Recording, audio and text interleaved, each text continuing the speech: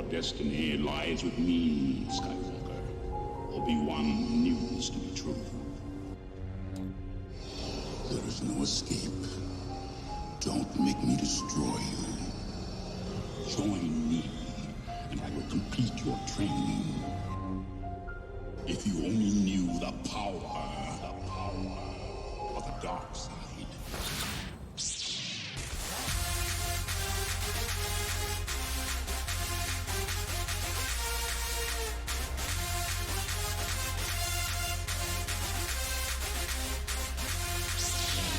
Your destiny lies with me, Skywalker. Obi-Wan knew this to be true.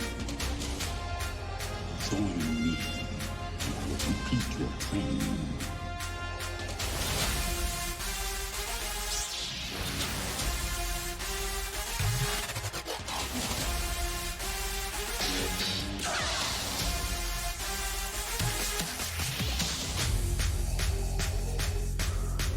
Obi-Wan never told you what happened to your father.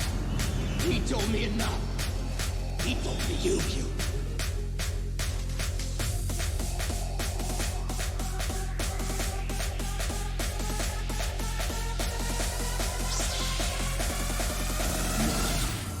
I am your father.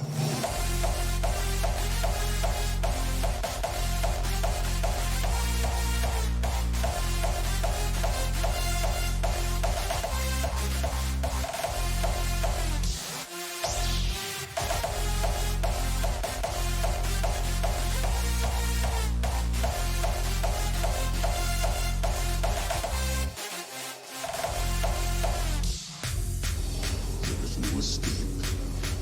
Don't make me destroy you. Join me, and I will complete your training.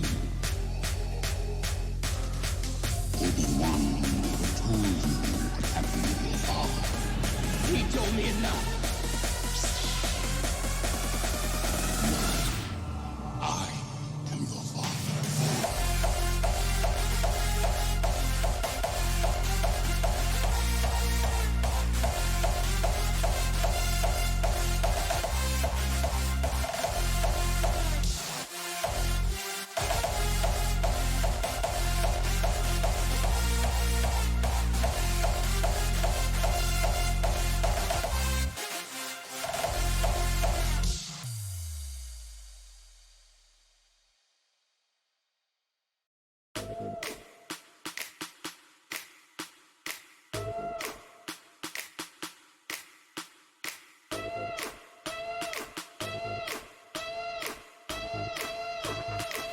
Deploy the garrison!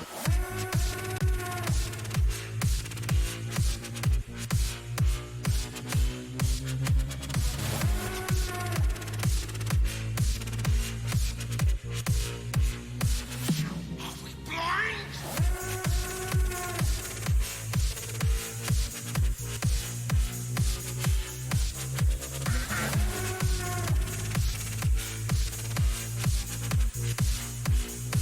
My achievement, not yours!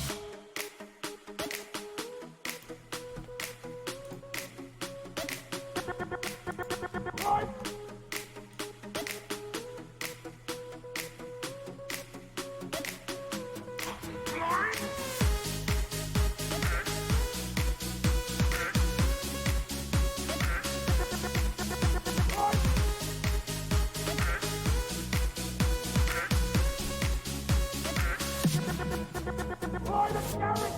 Boys, we ready? Everyone out there ready for Garn versus Kingsley? Deploy the garrison! A little bit of hype. We're waiting on Kingsley, actually. He had to run and do something real quick, and once he loads in, I will go ahead and switch over. Right now, they don't even have the map up, so... In the meantime, enjoy the hype.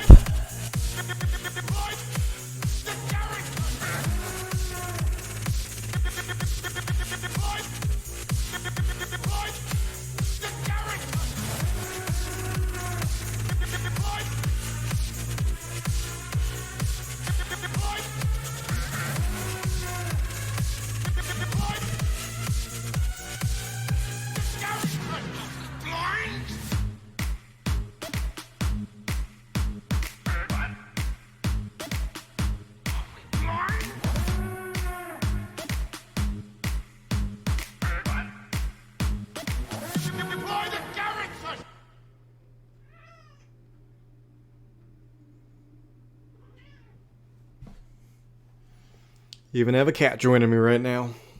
Still waiting on Kingsley. Yeah, there we go. Gonna have some interesting lists playing off here momentarily. You all can obviously see them already, but let's just say they're incredibly optimized. Hello there. Hello there. Another happy landing. Which one, Nerf? The previous one or hello there? Hello there. It's actually my subscriber tune, Hello there. and I will put it. Hello there. Another happy landing. Hello there. There you go. That's the Hello there. it's the same artist who does both of these. Super, super hype. Ooh, even Nima's getting in on the hype. Let's hear it. Let's hear the hype for each individual person. Who do you want to win? Is there hype for Team Kingsley, or is there hype for Team Garn?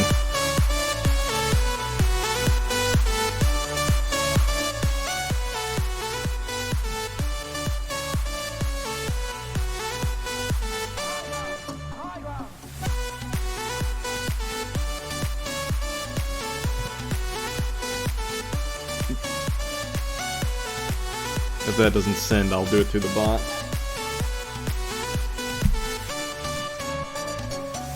There's hello there. Hello there. The second one's hello there.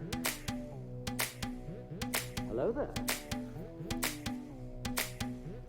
Hello there.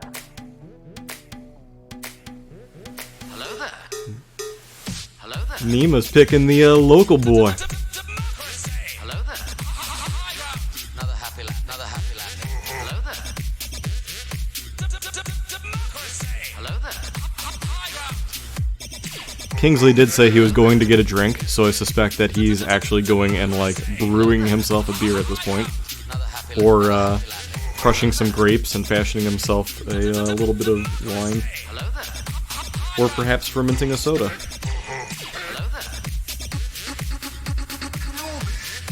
there. Hello there. Hello there. Hello there. Hello there. Hello there. Hello there.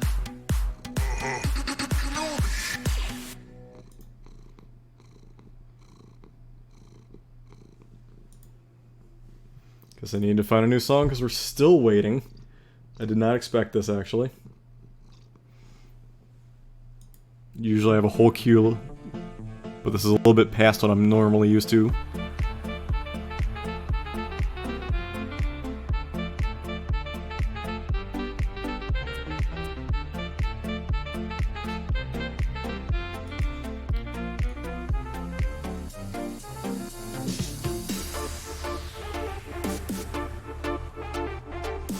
Alright, we've been sitting on the waiting screen too long.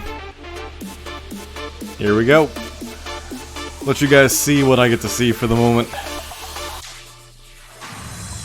Yep, and there we go. Looks like Kingsley is about to load in. Perfect timing. Alright, I will be joined by Riha later. He is currently at a work function. He should be joining me whenever he finishes. And then we'll have Darkling in the glass with Riha giving the play-by-play. Alright, looks like Kingsley's loaded his list. We'll see what map they end up getting. I'll of course edit it, so that way it properly tells us what we have. Tune this jazz down a tad. And it looks as though we are going to get a map. And here we go. What will they get?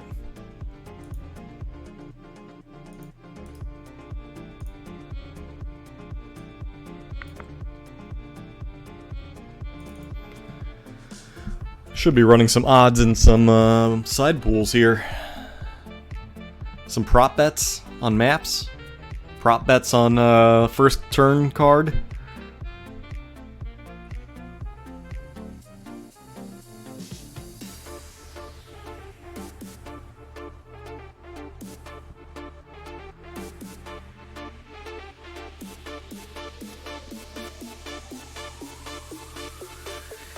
wild hand waving going around. I suppose they are trying to figure some things out. Make sure everything's up to stuff. I suppose in the meantime, let's take a look at the two different lists. Both are 11 activation lists, which is interesting that we see a mirror both sides like that. So, starting off, we have the generic Imperial Officer here. Oh, looks like we're getting the map. And we are getting indoor hype. Look at that. Nice and easy. Don't have to change anything for that one. Indoor hype. Alright, so not only do we have the generic officer with improvised orders, cheap little effective guy who could do everything Veers can but bombard. And do only a single spotter. But hey, for his points, it works. Allows Garn here to get an extra unit in that otherwise I guess you couldn't normally. We have, time to turn off this music and go into my typical music. There we go. Alright. Looks like they are about ready to do card selection shortly. Looks like they're discussing the map, so we'll continue. So next we have Boba Fett. He is rocking the Hunters and Recon. No stims on Boba Fett, so that's going to be a slightly more risky. But again, in the capable hands of someone like Garn, he could probably keep Boba Fett alive without much issue. Followed by a Hunter-equipped Bosk. And then a DLT Stormtrooper Squad. A DLT with a Recon Stormtrooper Squad. A DLT Medic. A DLT Squad. A Naked Squad with Recon. And then 3 Snipers. I do not have this list properly set, so I will actually change that list real quick. Right list is Garn. So he has a DLT with Recon.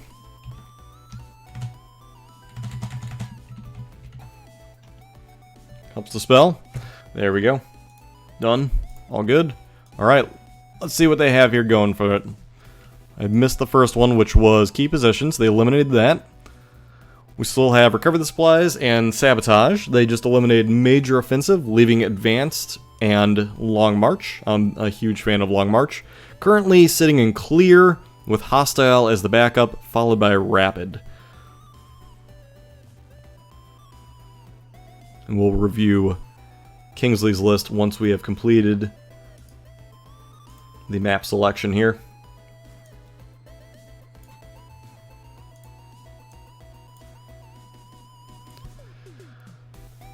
Probably trying to map out where everything would go on their current positions. I agree. I would probably do sabotage, long march, and clear myself.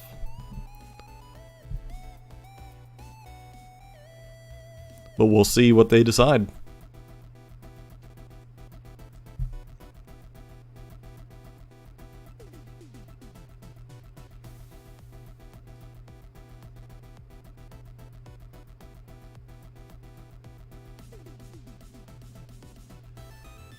Alright, eliminating recover the supplies, leaving us with just sabotage. Ooh, and taking it as is.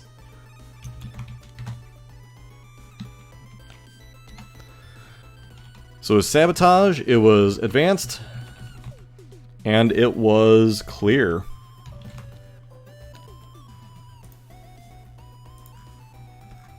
That is correct. Sabotage, advanced, and clear. Alright, so we're going to see them place their positions here momentarily.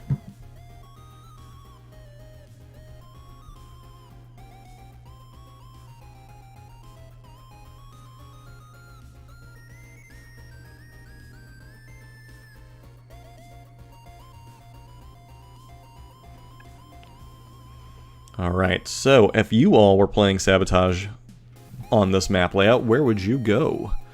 Clearly, the problem with Sabotage is you must, starting with the blue player, has the advantage here. You place your vapes outside of range 1 of your deployment zone and beyond 2 of another, Each one has 2 wounds, obviously, and then you can either add up to 4 or take away down to 0. That is the max you can do on each.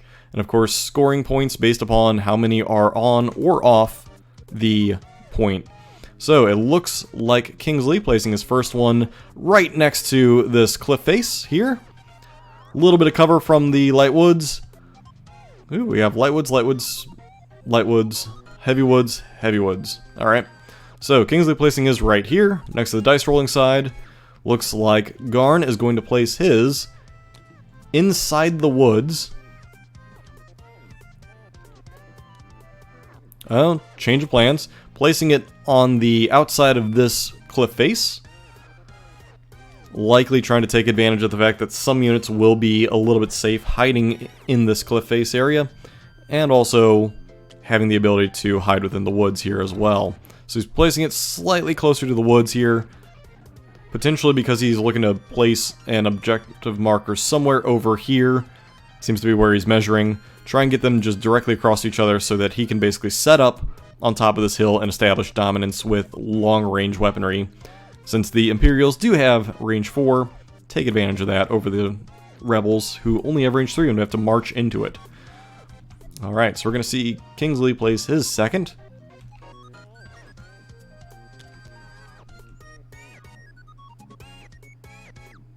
Being a little aggressive with his, putting it all the way up on the L bracket here, close to the center point. Looks like he's placing it between the tower and between the little hut here. Being able to take advantage of these heavy woods in the center and the cover from both buildings. Well, really this building and this building, depending on the alignment.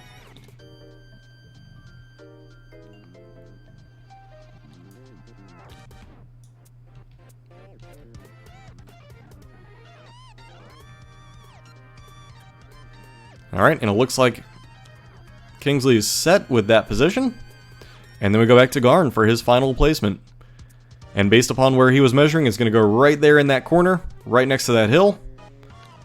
Had it already pre-planned and kind of went based off that whole plan that he was measuring out. So that both of his are right across from each other, establishing this whole position right here pretty defensively.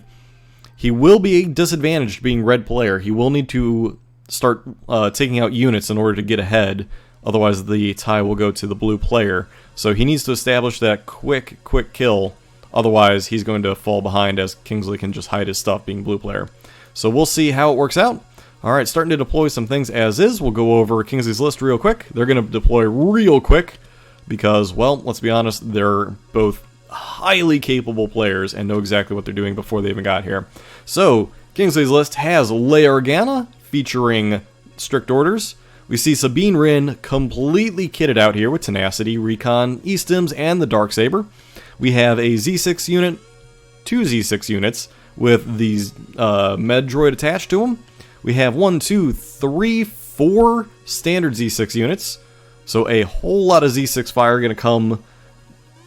Yeah, do I have this right? 1, 2, 3, 4. Yep. So 4 Z6 units that are going to come right down the Imperials' throats, trying to shove as many white dice down there as possible, followed by 3 snipers. So this is going to have to be really aggressive to push up into range 3 to take advantage of all that dice, but I would just imagine there's going to be a lot of Leia's ability of giving cover, as well as also the new ways to, or not new ways to motivate him, that is Vader's card. But yeah, the bunch of good rebel things here. They're going to have to take advantage of Nimble to help deal with the fact that they're going to be taking quite a few shots at long range. That is, of course, if Garn establishes that early kill. Alright, so we see a recon move coming out.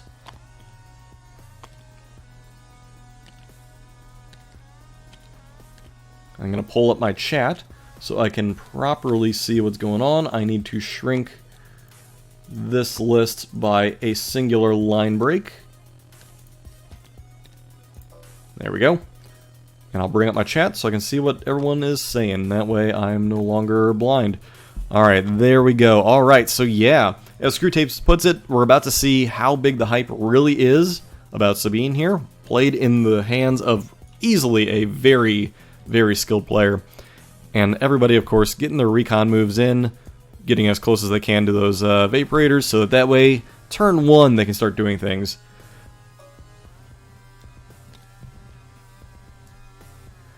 Endless over here, calling out that Garn is just going to dice him really hard.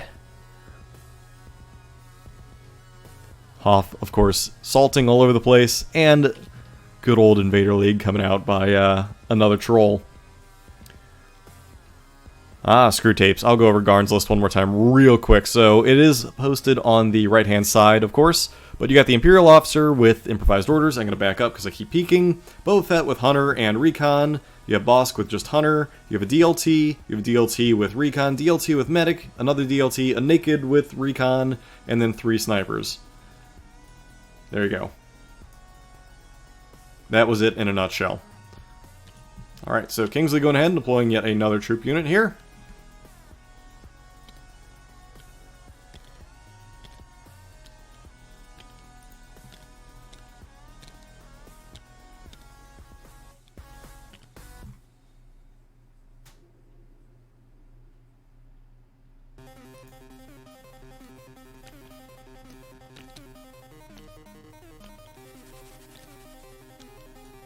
Looking not to take full advantage of that initial range 1 movement, it looks like, for Recon, as given by the advanced positions.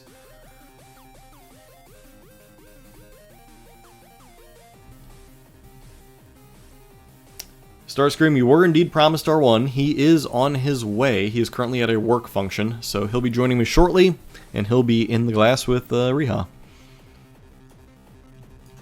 Coming live from his hotel room. So I suspect we will be sans jazz flute tonight.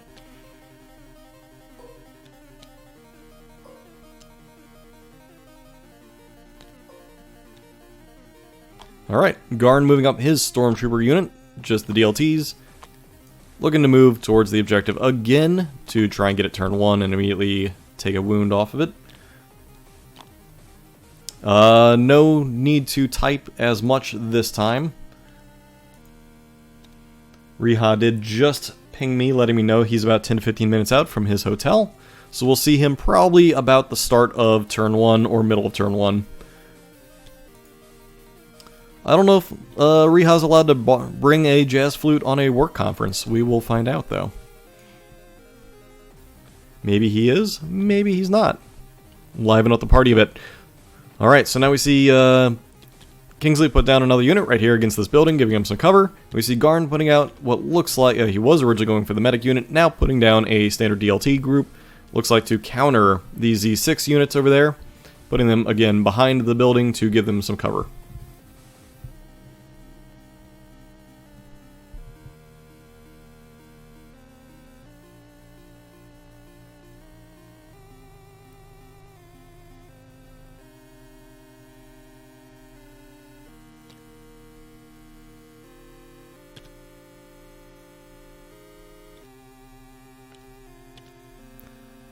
A little bit of adjustment there, likely going to move them out slightly so that way they take advantage almost of the angle of the building.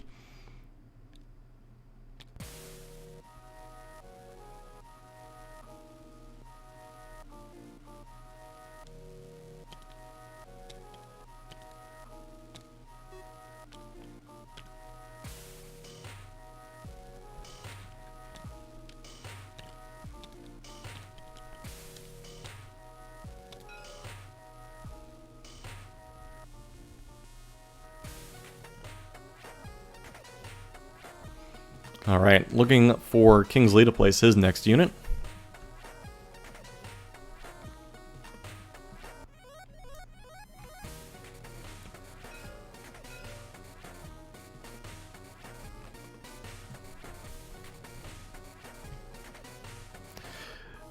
Dash in the group now.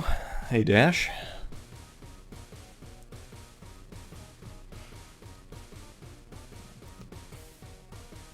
Looking like they're doing a little bit of debating where to deploy the rest of the units. Timer has started at least, so they now are on the clock. Alright, going with a medic unit instead of a sniper. Looks like they're going to go kind of in the backfield to support the home objective here. Or the rearmost objective. Oh! Thank you, Hofburger, for the Twitch Prime subscription. Much appreciated.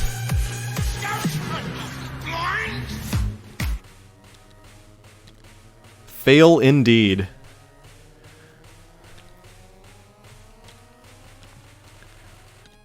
I think this deployment with the medic back here on the home objective, I don't know. I feel like that medic really needs to be up close unless there's some other play, maybe to preserve the snipers. That's pretty much the only reason to have it back here, would be to help preserve the snipers. So that would make sense to keep the medic droid back here. Obviously, you could also use it to be a little more aggressive. However, this force that Kingsley's deploying really wouldn't benefit too much from pushing forward with a medic. There's no frontline unit except Sabine that could really take advantage of it. And with her impervious, she really won't need a medic per se. So she should be okay without it. Likely you're going to see the snipers deploy around those medics to keep them in the fight even longer. Alright, so we see the sniper unit being deployed over here. They have beautiful lines of sight straight down into Kingsley's deployment zone. So you see pretty much just this light cover here, all the way down into this group. He has lines of sight to both towers, as is.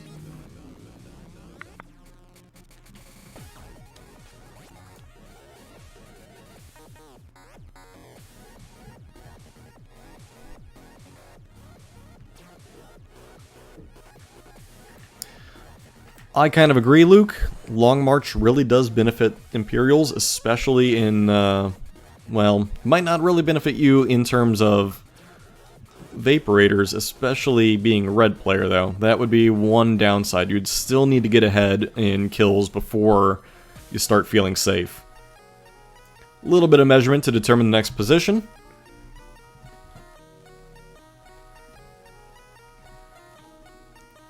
I would suspect we have another medic unit going to be deployed before we see snipers deploy. However, because we already see where one medic is, it would not surprise me if we see some snipers be deployed first. And then saving the last... as I have to grab my cat. See the last medic unit be deployed later.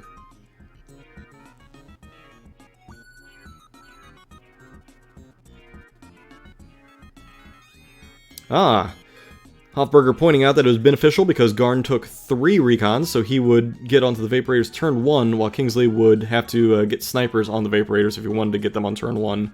So, and you don't want to obviously put your snipers on the Vaporators, especially in a map like this where there is tons and tons and tons of sight lines.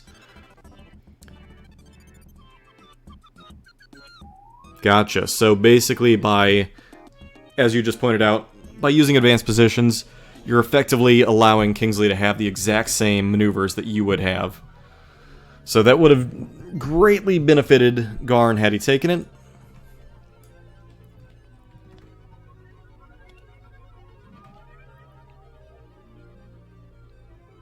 Alright, looks like the next medic unit is going actually up in the front lines. That one will likely support Sabine, if I'm not mistaken, but could potentially also just act as another buffer.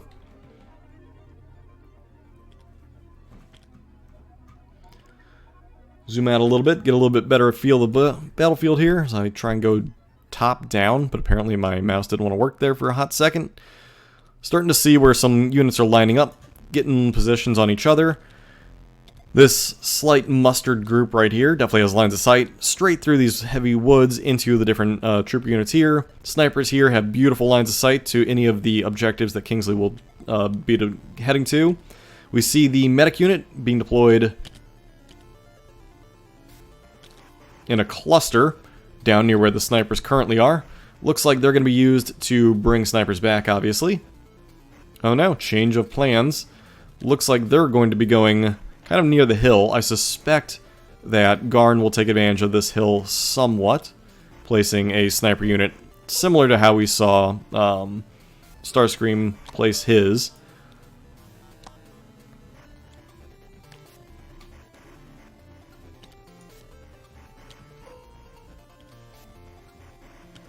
Of course, they can also make the move up the hill, getting beautiful lines of sight all the way across the board, and having that medic easily within range 1 of any sniper that would be deployed below them. Clearly a little bit of collision issues, as that Stormtrooper commander is knee-deep in hill. Alright, back to Kingsley. We're going to see his first sniper deployment. And it looks like it'll be used to potentially counter Garn's sniper deployment, as well as take a peek at one of the Vaporators on this side.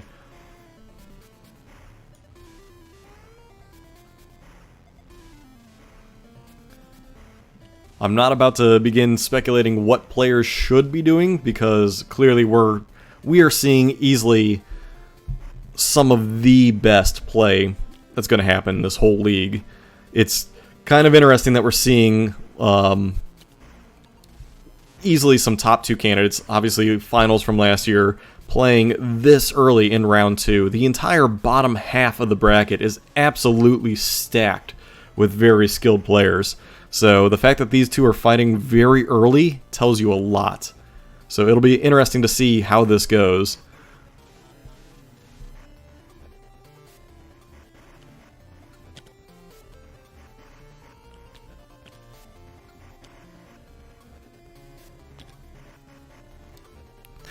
Hashtag top bracket is better. Indeed, Screwtape. All of us in the top bracket, we're the cool people.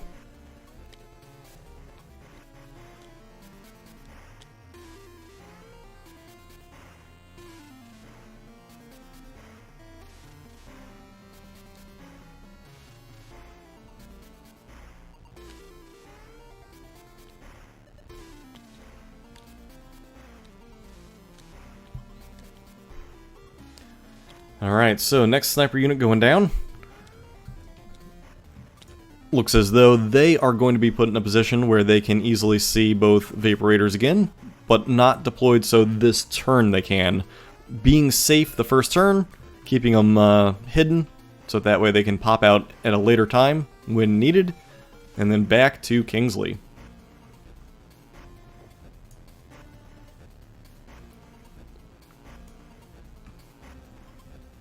I have a feeling that we will see snipers again before we see Sabine or Leia come down. Leia obviously going to be last, because we can almost guarantee in a 2-hero list that we're going to see her coordinated bombardment, and it's going to be used to counter snipers if possible, and then if not, potentially put some wounds on bounty hunters, as well as the officer. And it looks like Riha is coming in hot right now, so hopefully he should be able to join up on me without much issue.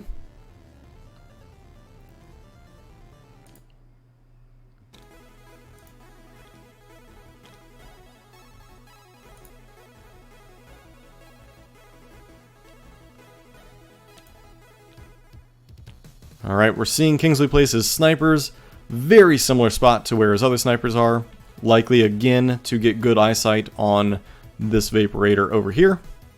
Potentially take out as many units as possible, as well as snipers that are already deployed. There will be 2 snipers looking down at these 2 right here, or at this one right here, and this other one hiding behind the cliff is currently safe from them.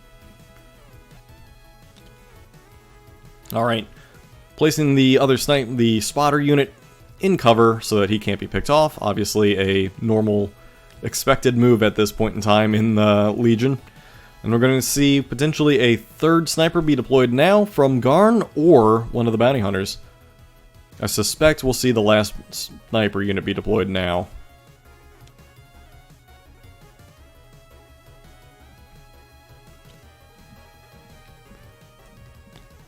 Alright, looking to counter Kingsley's 2 snipers. It looks as though he's going to be placing them up here as well. Again, this is a great spot as he can see both Vaporators. However, he might not be able to hide his spotter nearly as easily as this one. He might be able to if he tucks it right up next to him and slightly behind, taking advantage of both of these crates. However, that might not be what he's going for.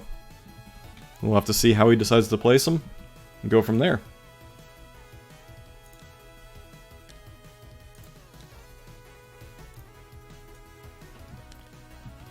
Alright, looking to take advantage of some cover from the hill, and again bring his sniper out at a later point in time. Electing to go a little bit more safe, hiding as much as he can behind the blocking cover, so that way they are not exposed early. Alright, and with those snipers down, we're back to Kingsley and his final pair of snipers. or Sabine and Leia. Again, I suspect Leia will be absolutely last, so I would believe we'll see these snipers come down now. Where he puts them, I don't know. He could put a pair. I need to back up because we don't have a pop filter apparently. We need to put, I would suspect he might put another pair somewhere over on this side, potentially observing this Vaporator, but again, not necessarily something that is a high priority.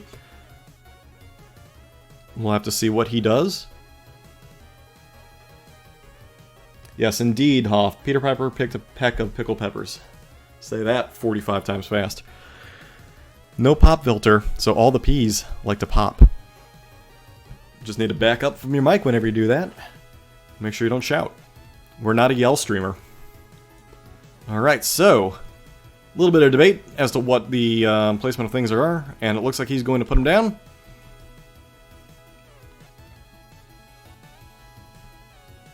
Could also put a sock on the mic, that is true. That is the cheater way. And it looks like he is doing what I thought he would do. Yeah, and get a pop filter. Yeah, I had a pop filter, but then I moved and have no idea where it went. So it looks like that Kingsley is definitely going to put a sniper unit across from this Vaporator to get good lines of sight on it and take out any units that... Oh, or on second thought, a little bit of decision making in the process here. Maybe he will take advantage of some of these cargo pallets and put a third sniper unit on this end. Likely, the reason for not putting a sniper unit over here is there's no defensive other units, and having Boba Fett deploy almost right up against this line would make that these snipers would just disappear immediately. So I suspect that we will see... Oh, going for the exact same placement with the third sniper. Excellent choice. Now, I do have to wonder what the official, like, conga line term would be for 3 snipers in a row. We've seen that clearly with, you know, regular core units, the conga line behind heavy cover, but well, we might have to come up with a new term for that. There's a term we used to use in the fraternity, but I don't think it's quite... That's an excellent question. Is the mature content filter turned on for the stream? It depends, Riha. How's the work event? You all good with? I can tell you right now that I'm excited to cast the game of Legion here tonight. I also happen to have roughly a liter worth of red wine to go through by the time I leave. Not today, but through tomorrow, or today and tomorrow, I do have to make some progress on that. So we'll see what we can do to help you out then. I have a feeling we're going to be getting through a lot of that tonight. Excellent. There's a current prop bet going right now. Do you have a jazz flute on you? Oh, man. TSA would not allow you to bring it, would they? You know what? It was confiscated. It was just too randy to bring on the airplane. The jazz flute, just too much. You know, and don't get me wrong. It does sometimes happen when I pass into a public space where I have to keep it inside. I have to keep it contained, keep the animal contained as much as possible. I was unable to bring it with me. Oh, such a shame. However, thank you, Trauma Dog, for following. Much appreciated. It looks as though we are to the point in which we're going to see some bounty hunters come out. I guess the big question is, will Boba Fett be incredibly aggressive, or will it be a little more reserved and used as a response unit?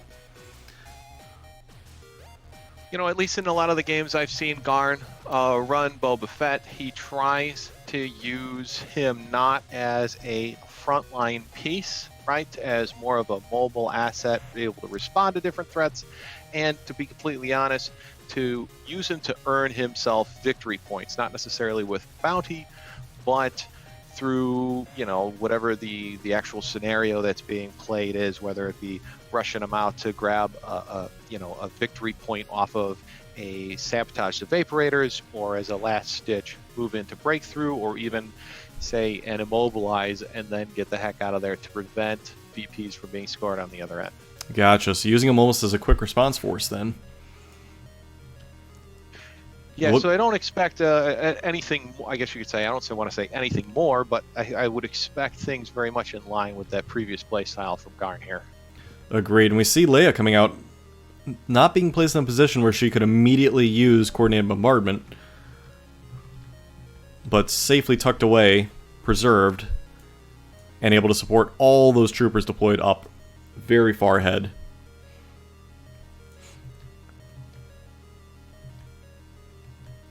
Yeah, putting Leia out in the open, especially with a Bosk available early, can always be, especially if you're using a coordinated bombardment first turn, classic, right? Leia positioning is going to be, hey, I need to get line of sight on people right away.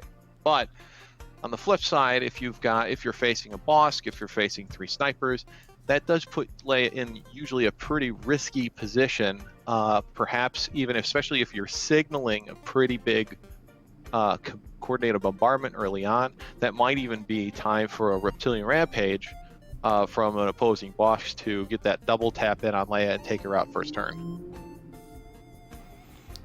Well, it looks as though Bosk is being placed to potentially respond to Leia at the moment.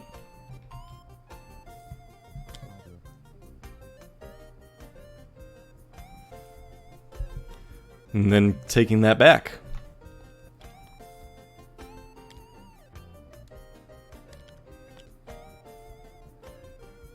Hello there. Thank you for the follows, Quincy, as well as Ben. Much appreciated. It looks as though we're seeing Bosk get placed perfectly where he wants to be to almost turn 1 have range 4 on everybody and start dropping his canisters through those heavy woods, which is perfect for him to shoot through because he does not care, whereas he's getting a lot of cover from it to help negate his t-shirt saves. Right, exactly. More often than not, Bosk is dropping crits, so that goes through all of the cover that might be within the way there. And especially if there's going to be, say, a first turn lying in wait, that's also a pretty decent spot for Bosk there. Clearly out of the range of opposing snipers and a lot of Z6s there. Just a couple quick moves away from being within range of the Z6s, and Z6s are the bane of Bosk's existence, simply because the rate of fire will just tear right through that save. He will not be able to save against any number of dice. Boba Fett, on the other hand, with a very strong save, he can sustain fire, but of course with any unit with great saves, you just don't want to be rolling a lot of dice. Eventually you're going to fail a few. And it looks like he is being deployed aggressively, either to respond down to the dice roller side or potentially as a quick response into the center. He will have this nice building here, the tower and the tree, of which he can hide behind, preventing quite a bit of damage almost immediately from any of the forces down on the dice roller side of the board. Get a little top-down view here before the game starts. We're about to see turn 1 kick off. Thank you to everybody for tuning in, and also thank you to Reha for joining me. Again, This is only round 2, which is conveniently a rematch of the final last year. So getting a little bit of hype here, and it's time for the cards. I imagine turn 1 we're going to see potentially a Bosk card. And then as for Kingsley, I suspect Legacy of Mandalore is not a terrible choice here. But we'll find out. Hello there. And apparently my thing's a little late with the alerts. So looks like we've got a standing orders coming from Kingsley here. That's not surprising given that his command cards are relatively powerful when used in particular situations. He kind of wants to go last as well. And clearly a lying in wait. There's little risk to Bosk standing in his current position. And there's a lot of targets for him on the other end of the board here. Agreed. You're going to see a lot of aim tokens go up, and he's going to easily crit pretty much everything, especially with 11 aim tokens if he doesn't even move. Alright, looks like we're seeing a Stormtrooper group move up, and they're going to capture or add immediately to this one, thanks to their recon move from before.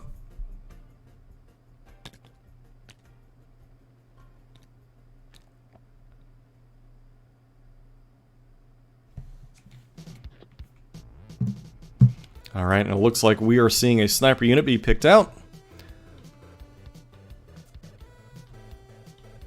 If you excuse me for a moment here, I'm just trying to get a second laptop set up here so that I can view the stream chat. and also pour myself a first glass of wine for the evening.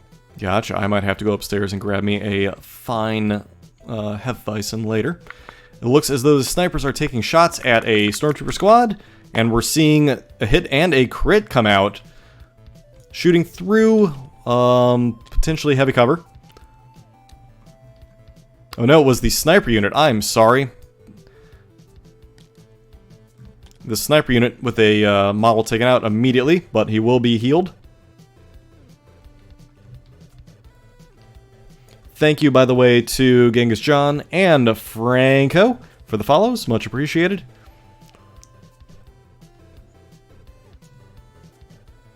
Alright, and on Garn's side, we see a sniper pull here. He has 2 fully healed up snipers ready to roll. He'll likely preserve purple until the absolute last pull, as to give him the most opportune time to heal.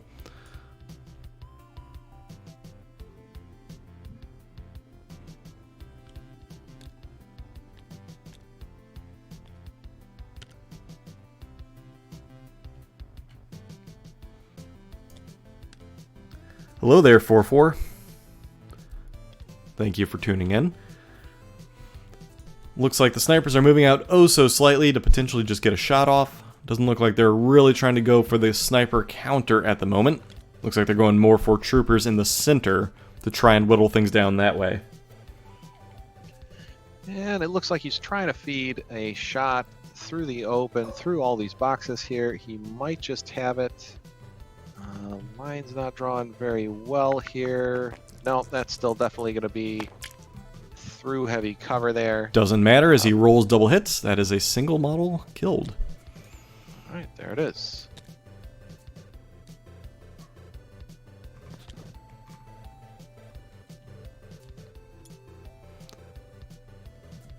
Early pull on Leia. Gonna go ahead and pull the suppression off.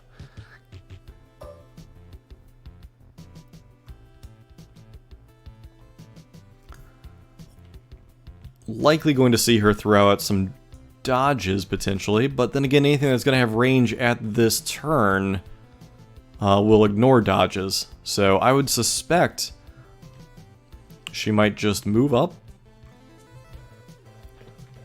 Yeah, clearly checking range here to make sure she cannot get hit with that lying in wait and then double tapped at the beginning of the next round. Kingsley, of course, not having improvised orders in this list, just no room to fit it in, is doing the best he can to mitigate what's coming out of this this activation here.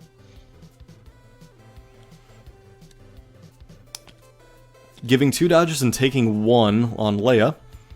Very simple move. And we see a trooper unit come out for Garn.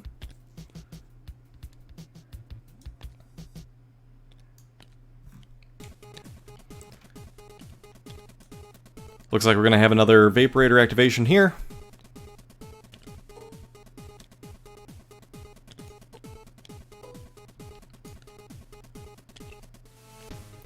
.44 saying he's glad that Garn mixed up his list a bit from the group round earlier.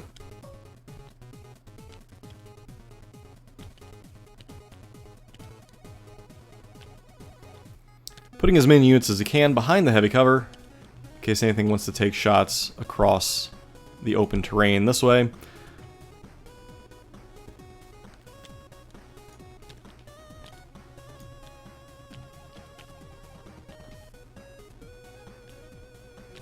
And a successful activation on the Vaporator, and back to Kingsley.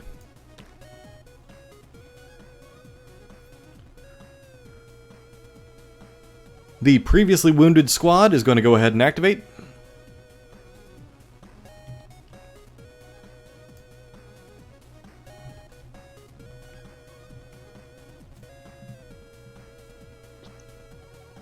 Alright, I've managed to acquire a glass of wine, but unfortunately I'm not able to connect my other laptop to the hotel internet. We'll see if we can get that going here. I'd love to be able to actually see what's going on in the chat there. Gotcha. I suppose the worst case scenario here. Starscream is not co-casting. Apparently, Endless thinks that you're Starscream. You know what? it's a common mistake, but no, not Starscream today. Sometimes, but not always Starscream. I mean, get you drunk enough and it'll be Starscream. You get me drunk enough, I'll be whoever you want me to be. Yeah, baby. We'll make that happen. Yavin Base with the jokes tonight. Alright, so we are seeing these troopers move up. My YouTube feed apparently die? Oh, stream is offline. That is a first. I have not seen that in a long time. So we'll just switch channels. Oh, and there it goes back. Perfect.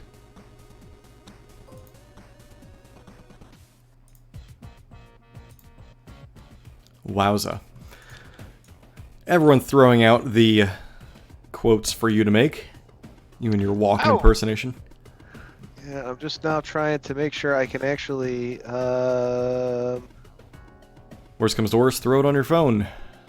Well, yeah, you know what? I'm now, of course, hearing myself twice over the phone. So it's almost like Starscream is actually broadcasting, but only to me. It's like a separate, private channel.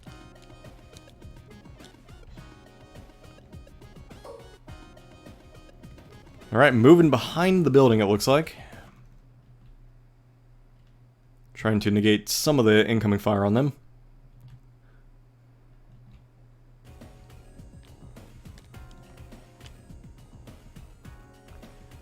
And completing the move with those rebel troopers. They are now safely behind a building, and we're going to see what looks like the Imperial officer activate.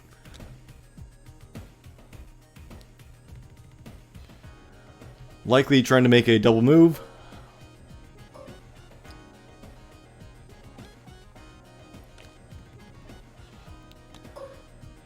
Starscream apparently has a private channel with you, but I guess that's what you get for being a Patreon member, is direct access to Reha at any given point in time. It's a private deal. Believe it or not, it's actually just it's not even a private channel necessarily on Discord or anything like that. It's just a mind meld that I have with my voice doppelganger, Starscream. Interesting. The powers that you possess, being a battle computer. Alright, so we see an aim being given with spotter to the snipers that have not yet activated.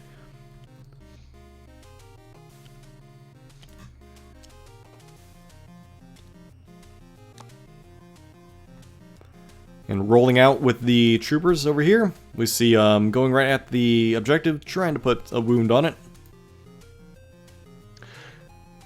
Biggins, I would agree with that. That's it's an interesting play. I would like to see, I don't know. Kingsley is normally a pretty straightforward, based on efficiency, does all the sort of optimal moves. He's not necessarily known for, say, those fake outs or head games, but I would like to see, I think that would be a great play for him to make this in this opening turn here.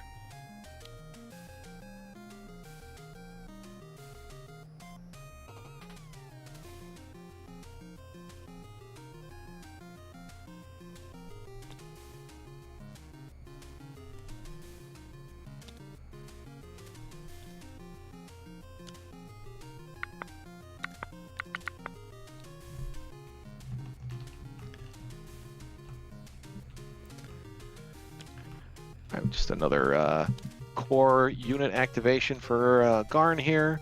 After having used improvised orders to do so. Yep. I actually missed it. Was that an operative pull? I missed it as well. I was okay. All right, fair enough. Looking for something on my desk, but yep. Looks like he is moving up as I thought he would, up on top of the hill to give medic support to pretty much everybody. Trying to get him in a position as such to heal back purple real quick. Throws the medic bot off the hill. Yeah, and it looks like we've got a bad clipping error sort of with the hill here. Hopefully that medic can actually be placed in an appropriate spot. I think they might just... Yeah, see, it's falling right down the hill there. Right through the model of the hill itself.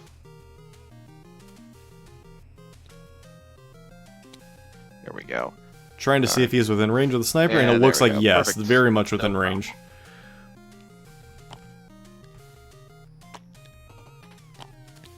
And it looks as though having a little bit of issue as to what is actually a solid position on the hill and what isn't.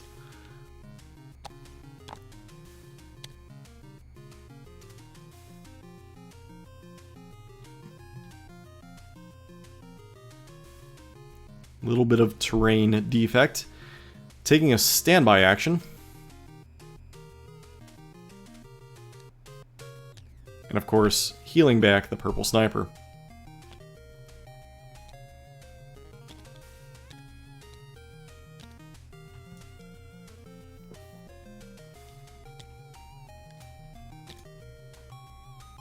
Yep, there he goes. All in cohesion there.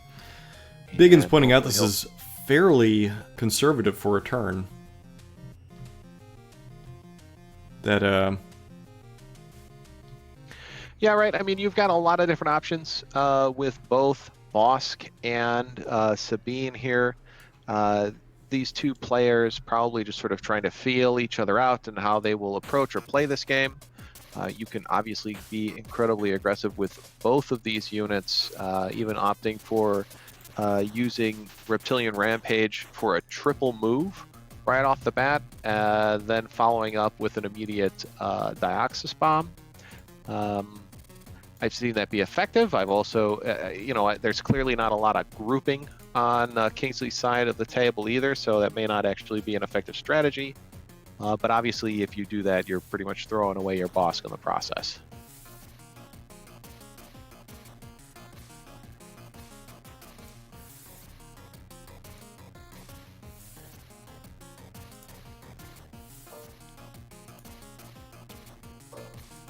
Yeah.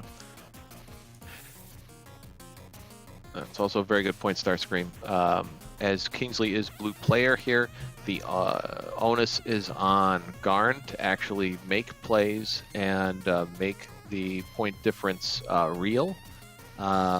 He's got plenty of the tools to actually do that, but in the case of a draw on victory points and on models killed, the winner falls to the blue player.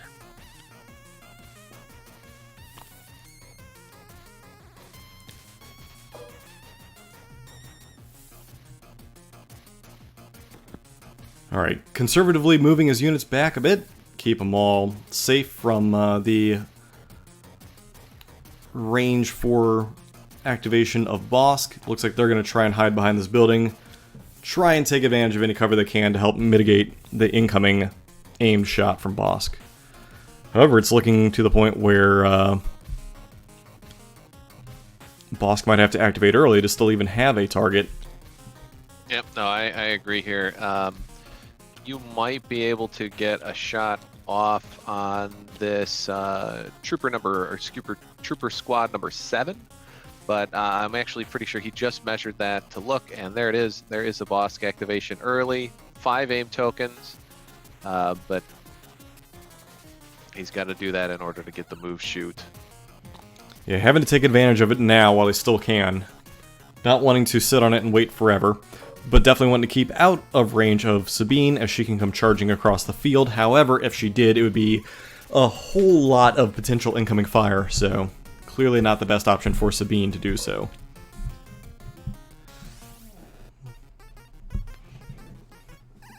Bosk with some flexibility on the range here. It really depends on whether he wants to keep Sabine at range 4 is just sort of a rough measurement. Did you just move all the way across your room?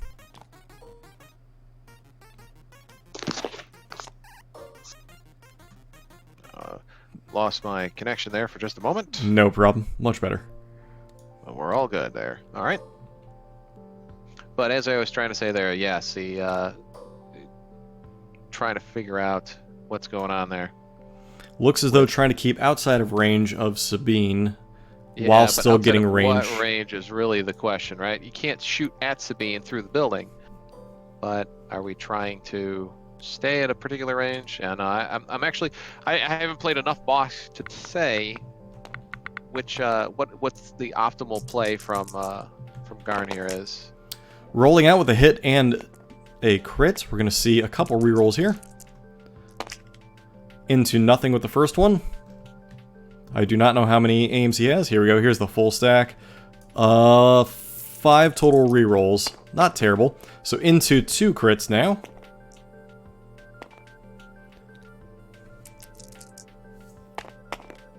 Three crits now. See him reroll the red dice at this point. Rolling into the 4th crit with the red die. Can he get the last crit? One reroll left to find out. Yep. A little bit No of extra dice. spice on that dice, but yeah, it still winds up blank. But 4 crits coming through, still a pretty powerful shot from Bosk. Got to see more than one save here with that Pierce 1. We will see 2 saves, so only 3 models killed out of that, lying in wait. Not terrible, but also not spectacular. However, the roll for the Rebel saves was pretty much on par from what you would expect. Bosk, of course, if he had more rerolls, that would be fantastic. He probably would have gotten that final crit. However, quickly losing targets with which to do so. So needing to make that happen before it was too late. Yep. Got just a Z6 and a medic left in that squad with 2 suppression tokens, so probably not going very far now that, after Leia has already activated. So we'll see what Kingsley is able to do with that medic squad.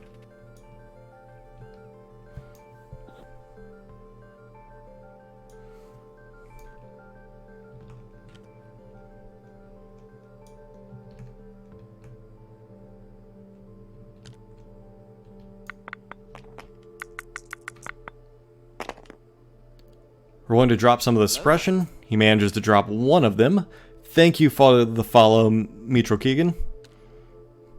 Who is winning right now? I guess arguably, if you were to call it winning, you would say that Kingsley is technically winning, but that's only because he's blue player and no kills have been made. You know what, Luta? The real winner here is you, the viewer. It doesn't matter what the outcome of the game are. There, see, Starscream, our mind meld clearly paying off there. That is just crazy.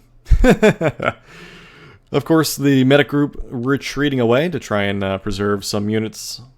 Has to not get sniped off by Boba Fett.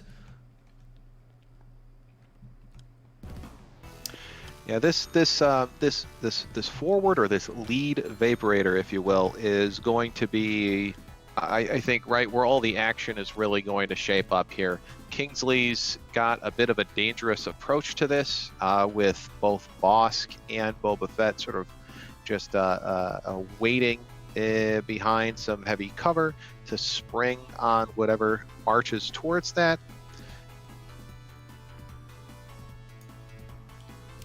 Correct, Biggins. He did use the medic charge to bring back an extra rebel trooper on that unit.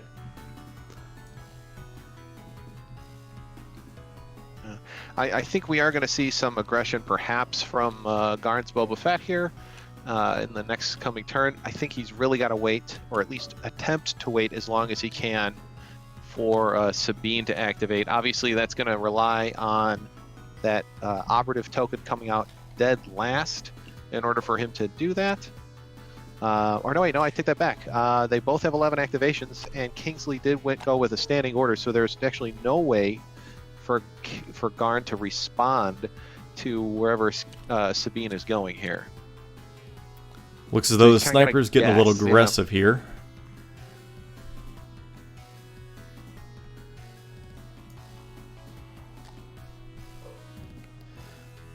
Taking a shot, likely at snipers.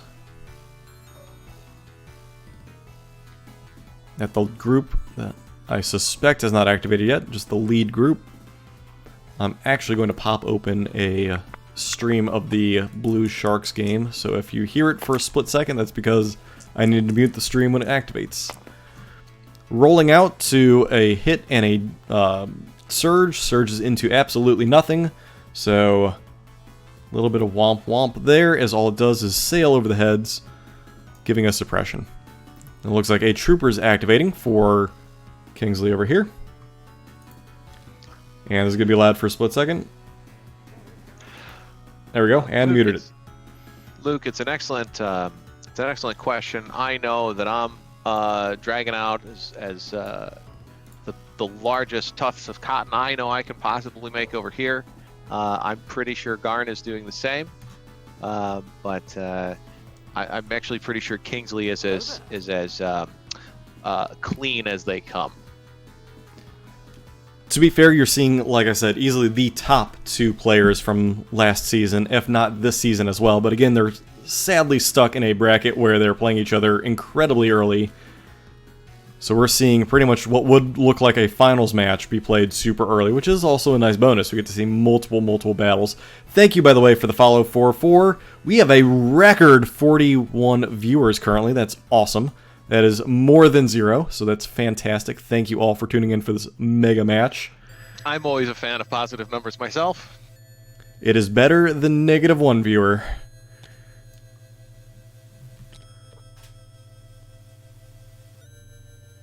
All right, so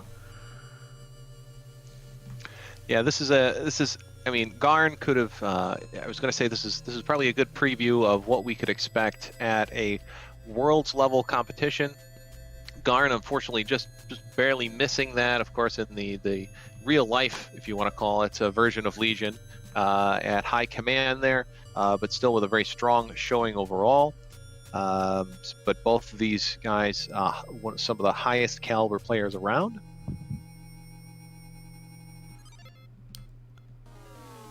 I wonder if... When is Worlds, actually?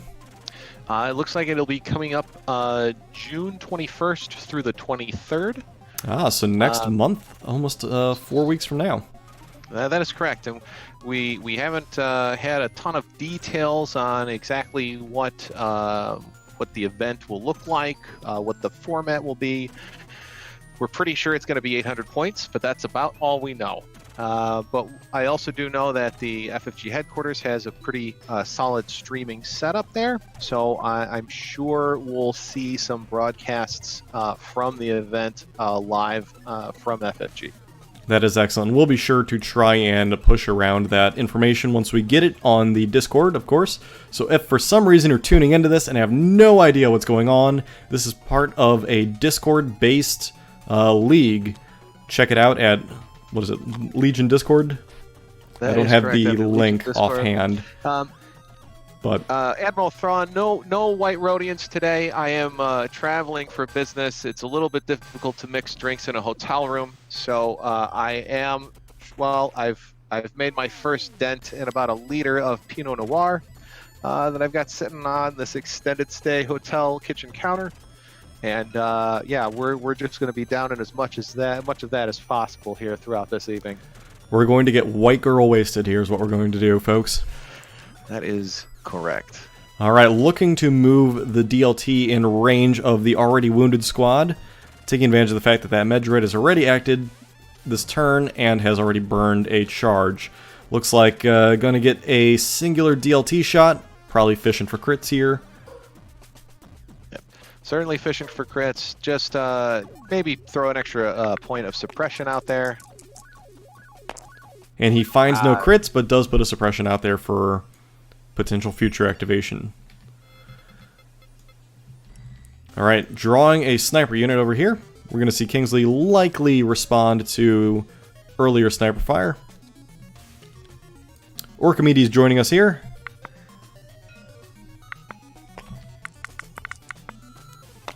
Rolling off his suppression, he does not, so he will still get his 2 actions, aiming and firing likely at one of the sniper groups. Of course, without telling us which. Yep. Rolling into 2 hits, so that will be a dead sniper. Yeah. Mark, just to kind of catch you up, and for anybody else joining us right now, we're still in sort of some very early strategic developments of coming towards the end of round 1 here. Looks like there is a Boba Fett being drawn finally for Garn. And now we're trying to see where is he going. So my my lovely fiance just delivered me a glass of Moscato to keep up with you. Oh, well, as long as it's the pink variety, I think we're all set. It is the white Moscato. Or no, I'm sorry. Well, Is it Moscato? Moscato. White Moscato. White. Okay. Look at us getting white girl wasted on streaming Legion on a Wednesday night. Alright, so looks like Boba Fett is going to activate. Where are we going to see him go? Will he get within range to maybe use his jetpack rocket next turn, or is he going to just go to support Bosk and the stormtroopers here from a potential oncoming Sabine? There we go. So I think he's moving into this tower, perhaps even...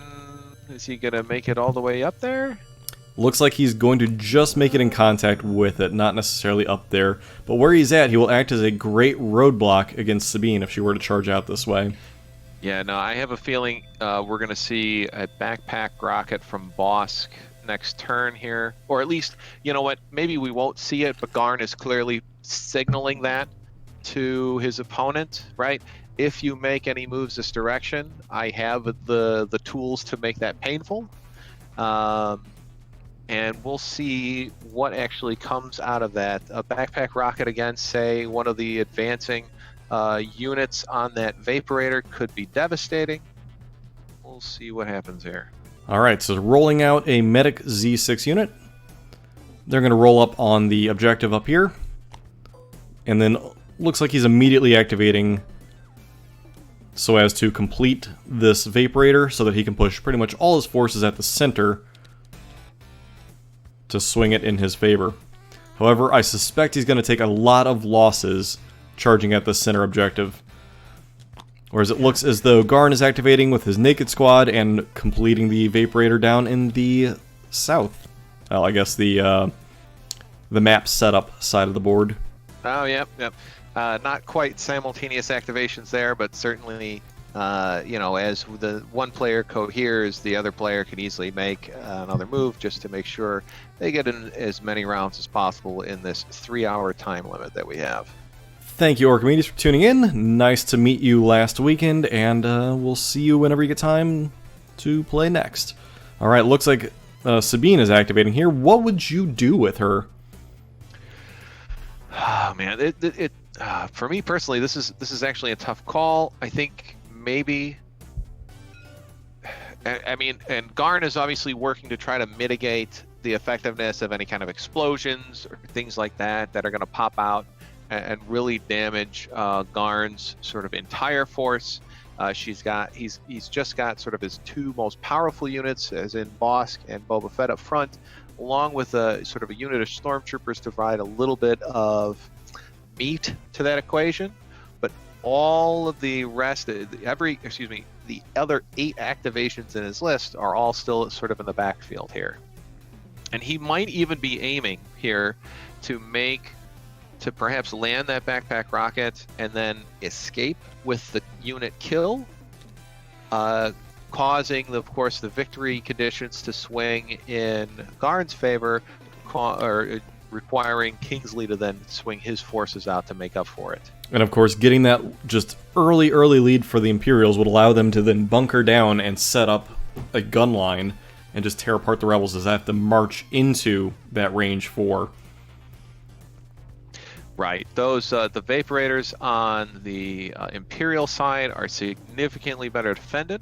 In any advances that would come towards him would be cut down pretty quickly here. Typing out to our audience here. So, story behind my name is actually kind of tragic. It was a clanmate in WoW's original name. I don't ever know if I knew the story, but he died in a car accident, and so I had access to his account, and so to preserve the guild, I kind of took it over. So, kind of tragic, but... Well, there we go. Well, I'll drink to that, good sir. Yep, but that was many, like, almost version 1 version of WoW, so what, 15 years ago now? Fair enough. So, now the real question is, of course, is it Darkling or is it Darkwelling? Depends on how drunk you are, but it actually is. So it is actually Darkling. Darkling. Okay, excellent. So I'll be sure to mispronounce that as many times as I possibly can throughout the evening. And we'll Just have a like good you and McGloucho and Baber pronounce my last name wrong all the damn time on correct. purpose. all the damn time. But hey, It's come to the point where if you pronounce it correctly, I'm actually kind of like not used to it. You're not quite sure. I'm like, who are you talking to? Alright, so Purple Sniper's activating here. Looking to roll off that suppression. They will not, but now it's time for some perhaps some return fire here. Sabine exposing herself to that objective, so we will likely see her as a pretty valid target for potential Boba Fett rocket coming in. I suspect we'll see either Legacy of Mandalore to help negate some things coming in at her. Yeah, I think I have to imagine here, Garn is actually looking to move this sniper team forward, perhaps to take a shot at Sabine. Potentially to bring out Hunter on her from the 2 bounty hunters. Yep. But also to try to mitigate some of this continued harassing sniper fire that Kingsley is throwing his way. So far, Kingsley being far more effective with his sniper dice. Yep. However, dice are dice. Alright, so There it seeing is. a shot ring out against Sabine. It is only through light cover, so that is essentially in the open. And we see Oh, two and it's hits two come into hits. Sabine. That's going to be 3 rolls. Blocking. Ooh, only 1. Taking some damage there. Sabine now is susceptible, and we can say, because I forget if it's Screw Tapes or if it's Starscream who loves it, we can... Oh, Jesus Christ, where's the emote when I need it? I made an emote just for this. You made an emote just for this. Oh, for Hunter activated, yes. There we go. Delicious. Delicious. No, Sabine ate 1 wound. The 2 Yeah. wounds behind it is actually from the Vaporators? Or no, is that her? Where'd she get the other wound from? No. Just 1 wound. Yeah, on that's from the Vaporators. Yep. Her wounds are tracked down here at the bottom. Sorry, you confused me for a minute. Or not you, but Yavin Base confused me for a minute. Snipers ring out their shots in return and take out one of the purple snipers again. Yeah, Kingsley really putting a hurting on Garn's sniper forces here. And obviously, if Garn drops or loses one of these sniper teams, that's sort of, I don't want to say the beginning of the end, but right, that's a clear warning sign for Garn and his sort of quest to take out as many points on Kingsley's side as he can, while also experiencing as few losses as possible. It'll also put Garn in the back foot where he even further, so he now has to have the ball in his court to rush forward into all those awaiting Z6s. Alright, so cards coming out. Oh wow. Merciless Munitions to try and get off that shot early, and then Legacy of Mandalore. I think that you might have been better off here using Reptilian Rampage to take 2 shots. I don't think you would have seen... Well... This is an excellent question. I'm not quite sure what the play is here, but I'm excited to see what Garn is up to here. But I agree. I think he was trying to make sure Boss got that shot off first, but it's tough to call, right? Whether or not you're going to see even No Time for Sorrows or even a push, say, from Kingsley, and trying to aim for that priority, just sort of overshot it, if you will. Yeah, this felt very much like a rush to get that shot off, which still, as long as Boss gets that shot off, was the important part. I think that he would have been safer with Reptilian Rampage, but he definitely wanted that shot, and you can't blame him for wanting that shot. Rolling into a hit and a crit immediately. 2 rerolls here. Yeah, so it's taking a standing aim and fire, and it looks like it's... Ooh, rolling into 2 crits. So still 2 crits on that, not bad. Failing And another one one, more wound. and sustaining a suppression with it. Yeah, 2 suppression out of that as well. So that will actually suppress Sabine. She does have the Darksaber. I'm not sure you use it to charge ahead. You could definitely use it to charge away. Well, yeah, right, exactly here. So, However, it Sabine, would have to be her first action, so she would not be able to put another point on the Vaporator and run. No, she would be. Your arc, yes, that's right. That is correct. It would be using the Darksaber. She would have to. Again, provided she doesn't activate and ditch a suppression and rally step, though. Yeah, and they've only got one suppression token on her so far. I'm not quite sure what they're doing there. She definitely needs a second from the suppressive shot. I'm sure Garn will be pointing it out shortly.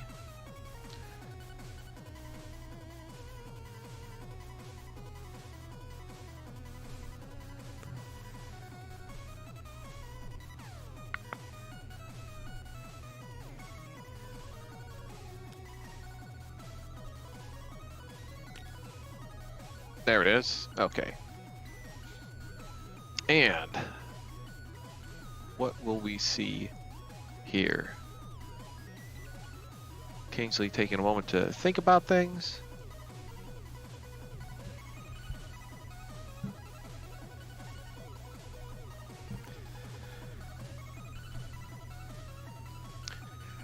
Perhaps discuss the state of the game currently. Likely trying to figure out what the next play is going to be from Garn. Yep. And obviously now trying to figure out, okay, do I activate Sabine first, or do I not? Those stormtroopers not quite within range 3, but still an easy move and shoot up at Sabine. And those two suppression tokens, right, as you are saying, Darksaber and the Dauntless ability, clearly key. However, activating Leia, as was pointed out, could inspire to her, removing all that suppression, allowing her to take off or putting on a wound onto that Vaporator. Right, but then of course then you've got to actually activate. So it looks like we're going to hit the mixed, and I'm not quite sure on this one. Pulling one off of the wounded medic squad back there. Issuing out dodges to the two. Question Kingsley's play here, but you're right. You know what? The two medics near Sabine are probably going to play, or come into play here quite quickly. But yeah, now this could easily result in a situation where, you know, Garn is going to activate another unit and just simply put that suppression token back onto Sabine. A lot of distance measuring, trying to figure out where people are and where things are. A pull of any... He needs to pull from the deck at this point. I was going to say he doesn't have anything out, and he pulls troopers. So do you activate the mustered troopers? I think you do. You move up and you take your shots. Yep, there you go. He's got to take those shots on Sabine while he still can. Oh, you're right. He does have strict orders on Leia. Thanks for that good call there. You're absolutely correct. Good thing I have it up in the window. Yep. Yeah, there you go. As soon as as soon as Sabine activates, she'll be able to pull one more of those off. So even if these stormtroopers move up and take shots there, really the only thing that they're causing are wounds. Strict orders will be able to pull one of those suppression tokens off without rolling for it. Depending on how long Kingsley decides to wait and let Sabine face tank, she should be more than fine. He might be willing to take the extra suppression for the fact that her armor is just so sustainable. Looks as though Garn is moving to a position where he won't be within range 2 of her, or range 3 rather.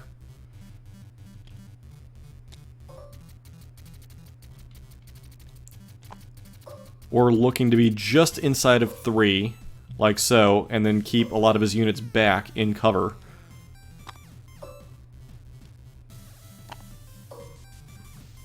Yep, there it is.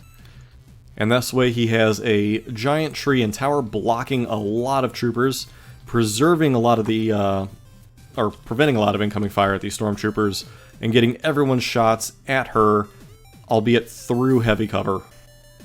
Yep, and 2 dodges on Sabine as well, so this is not likely to cause a ton of damage here. But At this point, you're fishing for crits. If you don't take shots, if you never shoot at the goal, you'll never score, right? Thank you, Riha Gretzky. Also, Michael Scott. Also, Michael Scott. And you know what? I said it in a way that was really more Michael Scott than And he gets a else. crit. Well, Ooh, missing the save. Sabine now at 3 wounds. That wound not being placed on Sabine's card. He accidentally placed it on the Vaporator stack. Alright, activating a trooper unit. Looks like the medic unit, they can rush up and heal Sabine if he feels like she's being threatened. yeah, and now though, if he activates that, now there's just even more suppression that's going to stack, and he can't strict orders another token off. However, it would be, in order to put another token on Sabine, he's got to be able to pull a Special Forces here. He could pull a Boba Fett, or excuse me, an operative token, but that's really pretty suboptimal in the grand scheme of things. But he will, in fact, make sure. Looks like we're going to get a double move here to make sure that the Medbot squad here can be within range, And also That'll be protected from the building. Also protected and from heavy cover there.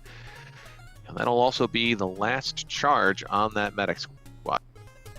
So one burnt bringing back a trooper, and then it seems like the second one going to be healing Sabine. Sabine down to 2 wounds instead of 3, so no longer half health.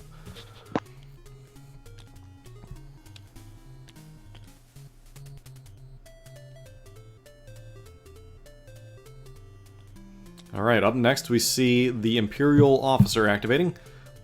Likely a move and a spotter at this point. Yeah, really not much else this Imperial Officer is doing other than maintaining command sort of in the background here, ensuring that folks can get the spotter tokens that they need. Very aggressive move from that officer. No, not in reality, but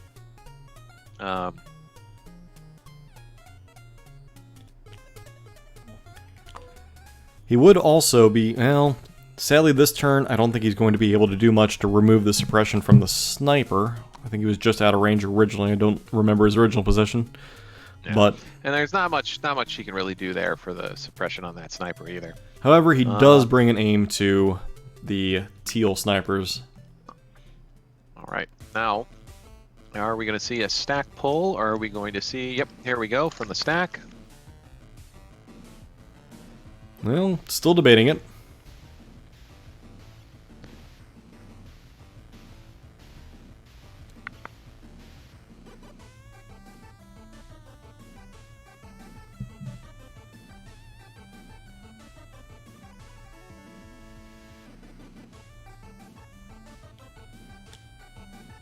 Now, of course, given the suppression and the light cover, the Sabine will still have heavy cover from these sniper shots coming in. Should she remain there?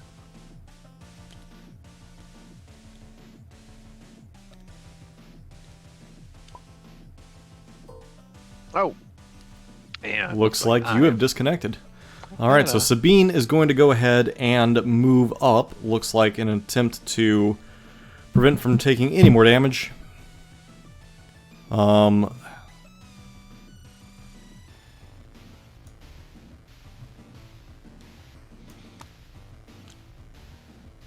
So going ahead and activating on the... That was not where he intended. Going ahead and activating on the objective to try and add another token to it. Jumping up on top of the building there. Now in a very high up position.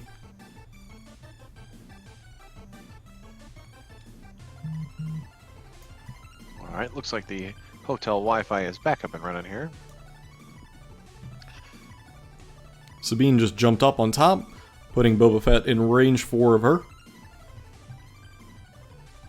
However, not completing her turn yet. She still has some options. Looks as though Kingsley taking the safer approach and putting her just in the little corner between. That way, keeping her completely out of line of sight, as well as maintaining those dodges. Yeah, Thrawn, Hunter activated is fantastic. I might end up switching that to my tier 1 slot.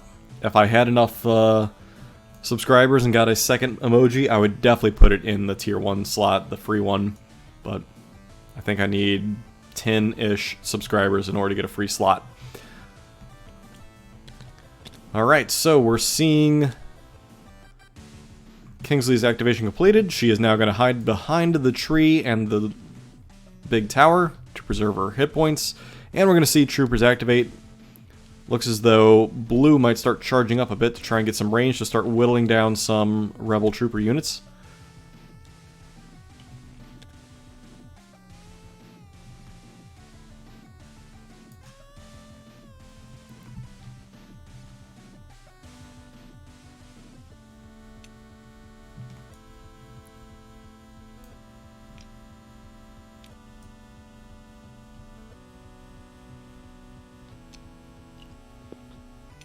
Yep, seeing some movement here from the short Rebel Trooper squad.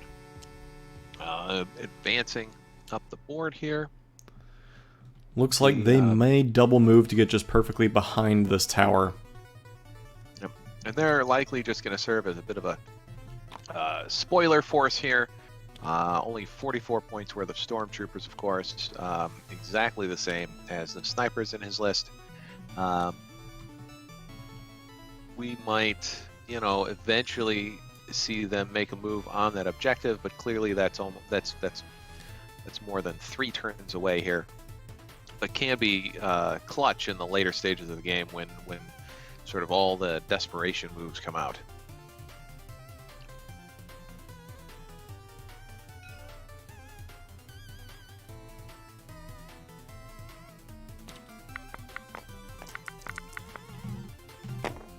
Alright, snipers ringing out shots.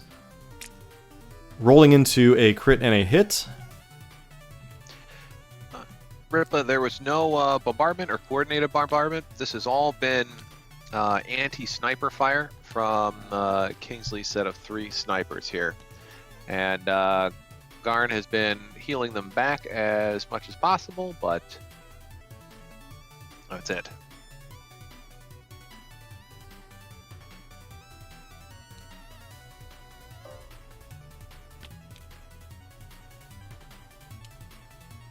Alright, so green squad with their DLT activating. After their objective has been completely secured, they're going to go ahead and get behind this grass, just getting a little bit closer.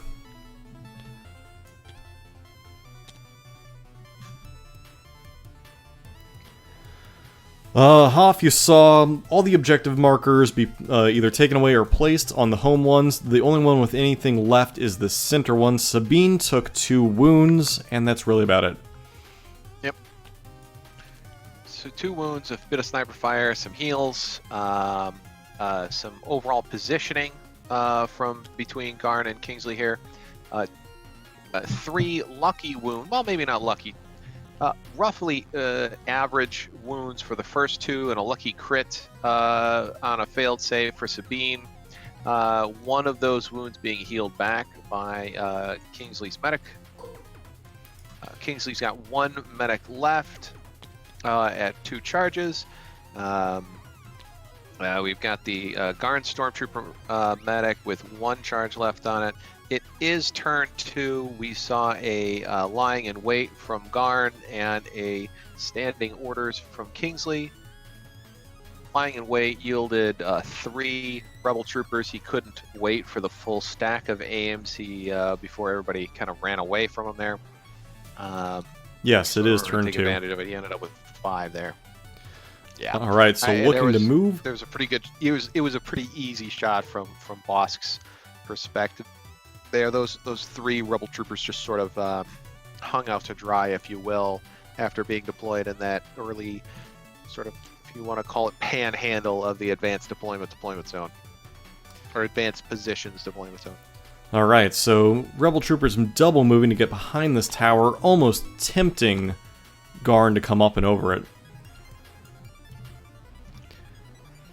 And however, I'm starting to believe that playing the Merciless Munitions was likely the only mistake we'll see this game, but it was a calculated risk move to play it. So I understand what Garn tried to do, however, he incorrectly guessed what I suppose Kingsley was going to do. You know, I could see munitions being a little early. You know, in terms of, hey, I've only got two ways to activate Bosk first.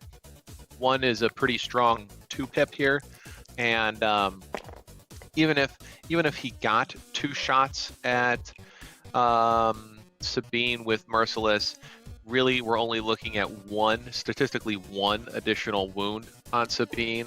Just not worth it, I think, at this point in time. So if you're going to use it, you're going to try to use that to finish off a character in order to earn that bounty.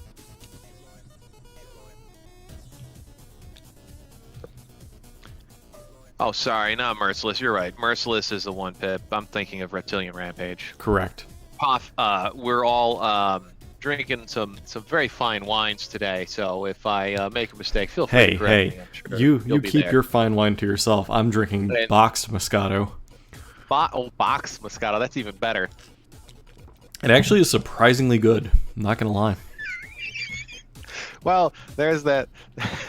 There's that white girl drunk coming out on you, dark wailing already. I believe it's dark wailing. Dark wailing. All right. Speaking of which, putting us up on the Facebook page to try and get us over 50. We are at 49 viewers right now. That is so hype. Thank you very much. And it looks as though a double move from the Stormtroopers to push, single, because they failed to get rid of that suppression, up just outside of the woods and behind the heavy cover.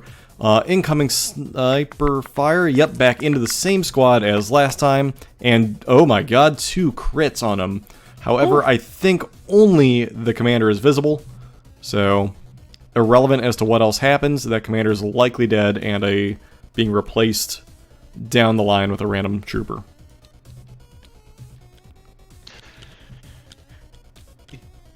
Yeah, it's definitely not an intentional choice here. We're definitely just dealing with what is available at the finest grocery stores St. Louis has to offer. Hey man, Schnooks and Deerbirds are the best thing ever. But we've got, drinks, we've got the red wine, the finest red wine Shucks has to offer, along with some Schneider's jalapeno pretzel chips. This is we're really going all out for this one. Oh, muy caliente. All right, so brown troopers with the medbot running down the hill without having used the medic. I believe there were no valid targets this turn to use it on. And pulling everyone down, likely to support a potential push from the DLTs as well as Bosk and Boba Fett. Yeah, I mean, I'm Thank you, Quincy. Let's go Blues. I will agree with you there. I'm pretty sure, that purple sniper leader was still within range 1, right? They were in the range 1 position at the end of last turn. But Garn not wanting to use that last medic charge on just healing a sniper. Sure, it's okay if you take that first one, but it's it can always be dicey if you completely run out of charges, especially if you've got a Boba Fett or a Bosk on their last pip there. Yeah, much better to preserve a heal if possible, especially if one is carrying a bounty. So, good call not healing back that sniper. Might be a little risky holding it for the bounty hunters. It might not ever come into play, but it'd be a better point healed on them than an extra sniper. Better to have it than to not, you know? Yep. All right, so it looks like Kingsley's pulling another trooper unit. Can be the ones back here already in contact with the objective token, or with the objective marker.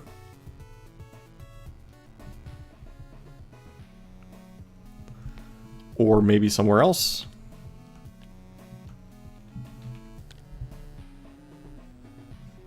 So they're going to go ahead and activate. They've already completed this objective, so they don't need to do anything to it.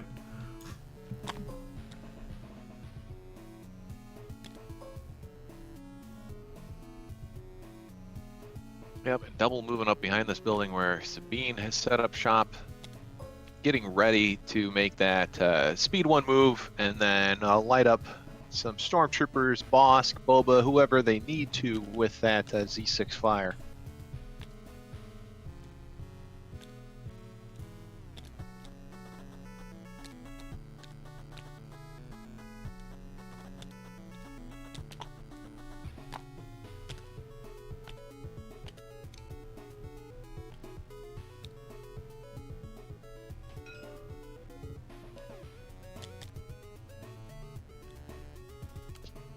This list from Kingsley, of course, very in line with what he brought to High Command, replacing Luke with a well-kitted Sabine, and then 2 additional medic squads here, still running the full. Let's see. I want to just double check my counts here. 1, 2, 3, 4, 5, 6. Yep. 6 Z6s, excuse me, 2 medic squads beyond what he normally would run with Leia and Luke Skywalker. Alright, so Boba Fett moving up looks like he's going to double move to get in line with the rebels here, potentially setting up for a rocket shot here. For next turn, easily can round the bend and put a rocket into any number of squads, potentially wiping them out completely. Or alternatively, a quick hop up onto the building and a shot into Sabine if he's willing to take the risk at her armor save. But again, a kill is a kill. At this point, if Garn gets a singular kill, he can just start pulling everything back and forming up that gun line, which I think is what he might try and do. Alright, so Kingsley getting another trooper unit here.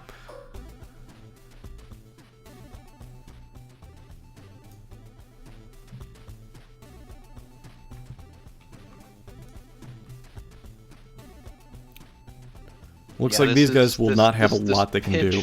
Operation that that Garn is trying to set up here between Boba and Bosk, trying to give either of them as many targets as possible. Really trying to set up right that key play, that key shot to down a unit from Kingsley's forces here. Really forcing them away from putting putting additional wounds on that middle evaporator. Alright, looking to move everybody. Looking like he's going to move up his trooper units here so as they can get the final token on this objective.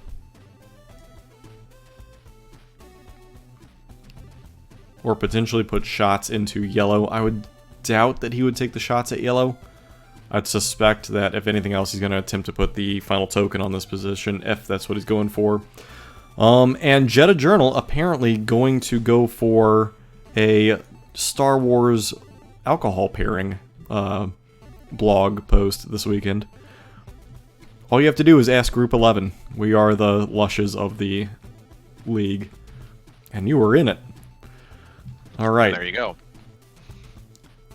Now, this is an interesting play, right? He's clearly aiming to put that last token on there. He's probably got a way to mitigate the risk. I would actually even suspect a no time for sorrows at the beginning of next round to get these guys out of the way and back towards safety. Yeah, it looks as though he's definitely setting up. Put the wound token on there, and then, as you said, no time for sorrows to get everybody out of dodge. Yep, and that's exactly it. I would be surprised if it wasn't no time for sorrows. However, doing so, there are 2 squads at the bottom that are very open to Boba Fett right now. So they are, but they also haven't activated yet. So correct. So they still have their options here. Yep, exactly. They can both peel out and be perfectly fine. Looks like the snipers here are going to take shots at either the troopers that just activated on the objective or at the snipers. And yes, it looks like indeed they're going to take shots at the troopers on the objective, setting them up for a potential Boba Fett strike next turn, again getting that unit that he's been looking for. Yep, and that is a close call. That I would say there's more of them in the open. Yeah, I would agree. There are definitely 3 in the open there, so that is a clear shot from that sniper. With only 1 hit. So, random trooper unit has been killed.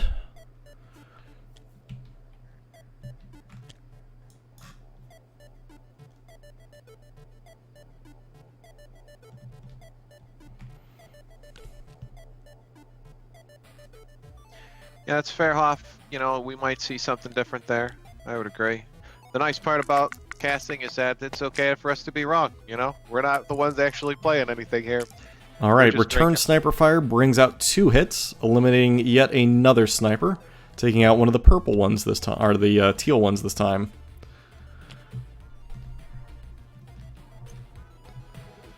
Alright, drawing snipers in return. Looks like it's going to be a lot of sniper fire back and forth at this point.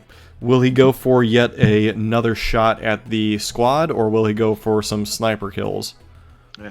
Now this is... Hofberger getting good use out of that fail icon, by the way. There you go.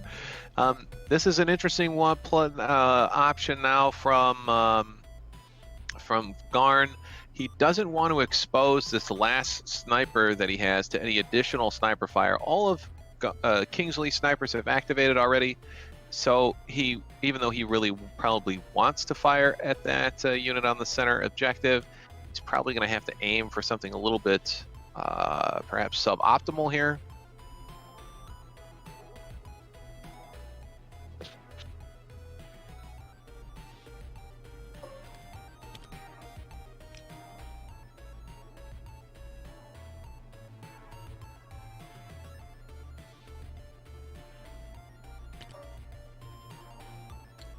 Alright, actually retreating his snipers instead to potentially preserve them. Yep. No, Double moving around the bend here. Yeah, no, I think this is a pretty good move on Garn's part. He's setting up essentially for a spotter from the Imperial officer, and then a move out, and a shot from that remaining sniper, measuring, you know, where he can possibly get to draw a line of sight downfield there. As well as Hofberger correctly points out, it will preserve at least 1 sniper if Coordinator Bombardment comes out next turn. Alright, so what looks like medium green is going to go ahead and retreat a bit to get away from Boba Fett's rocket. Checking Boba Fett's range, definitely trying to get outside of range at least 4. But again, if Boba Fett gets a little too aggressive, he will expose himself to quite a bit of incoming fire. So yeah, it looks like trying to preserve that unit by just moving simply around the corner and putting everybody behind this building directly out of line of sight. So we're going to see, this game is going to come down to a lot of maneuvering and placement. I think one small mistake in placement is going to be the deciding factor in this game.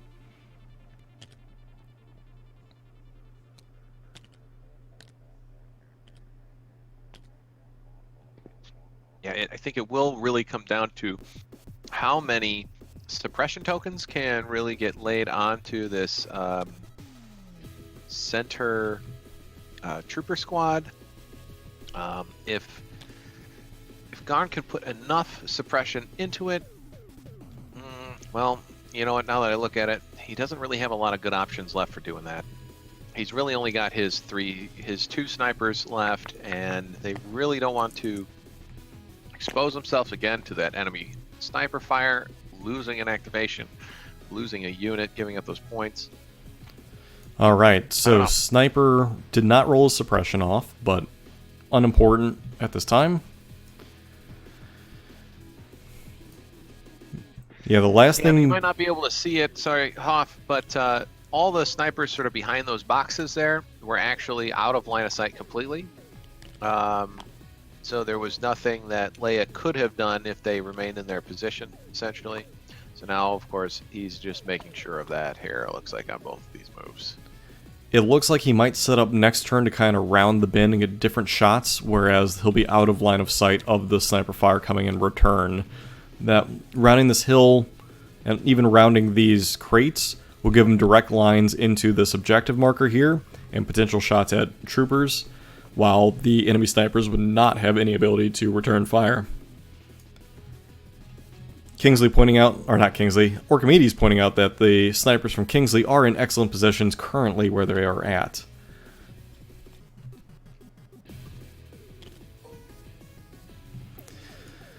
So it seems as though there's a debate. I think Hofberger is leaning towards using coordinated bombardment, if nothing else, as a preventative measure.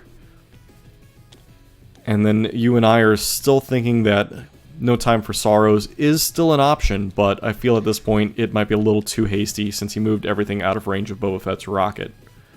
Yeah, no, I would agree.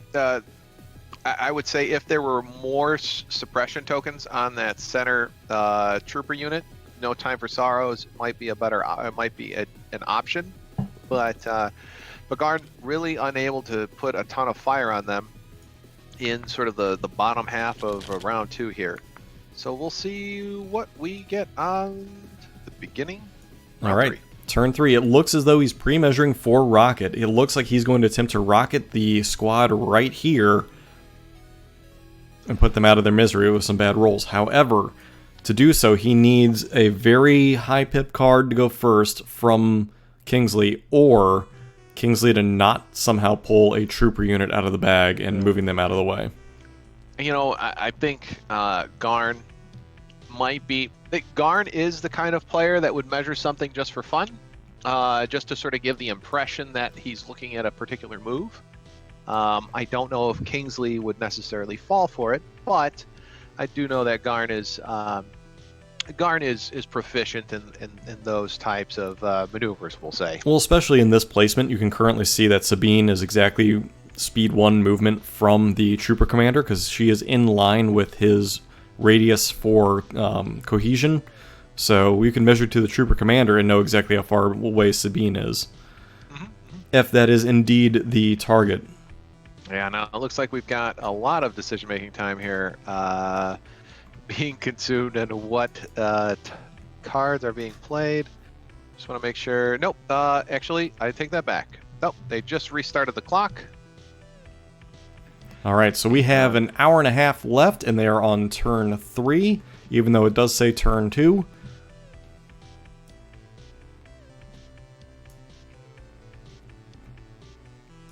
So far, nothing has been killed. Checking a couple ranges of things. Yeah, in terms of wound count, if we want to call it that way, there's a total of 5 wounds on the on Kingsley's side of things, with 3 medical droids being used. Yep, there's a No Time for Sorrows and a backpack rocket. Alright, so who will he move? And it is going to be the troopers on the objective. They'll get their speed 1 move likely away as far as possible. Or, sorry, yeah. Ooh, charging... Nope, okay. It was just taking a moment to figure out where to go. To try and get outside of range of Boba Fett. I suspect it might not be enough. But, however, Boba Fett will be in a very exposed position for any return fire. Nope, would agree. And now, of course, he still has priority over the backpack rocket, so this unit here can now safely move back, or even activate first after this initial speed 1 move. Yep, at this point, Boba Fett will have very limited options. He can either hop on top of this building and take advantage of the heavy cover, potentially shooting at Sabine, or take your pick of any other unit, but... And I'll just make sure to stick Orc and Hofberger's opinions exactly where I think they belong, and stick to my guns next time.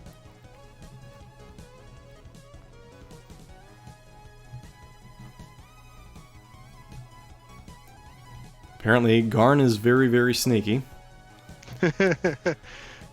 Orc with his wild reptilian rampage, triple move into bomb, except that bomb was already used.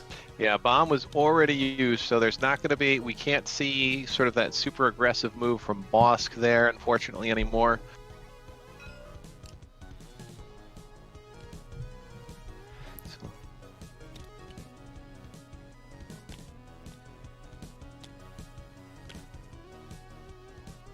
So this really is now, I hate to say it, but unfortunately, Garn's worst scenario, right? All of these Rebel troopers, all of these Z6s now essentially stationed as far out of line of sight as possible. And he really needs to come up with a unit kill here in order to push anywhere into this blue Vaporator, or excuse me, this red player Vaporator scenario he finds himself in.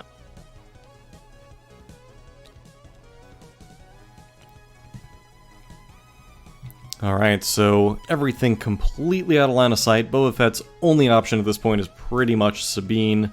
Very, very suboptimal. Yep. He can't shoot her from his current position. He would have to just slightly move. But he would not be within range 3, so it would just be the rocket. Yeah, no, I think if he's going to make that move, he's certainly got to make a move either into the open or on top of the building there for cover. I think you, at this point, might have to risk it for the biscuit.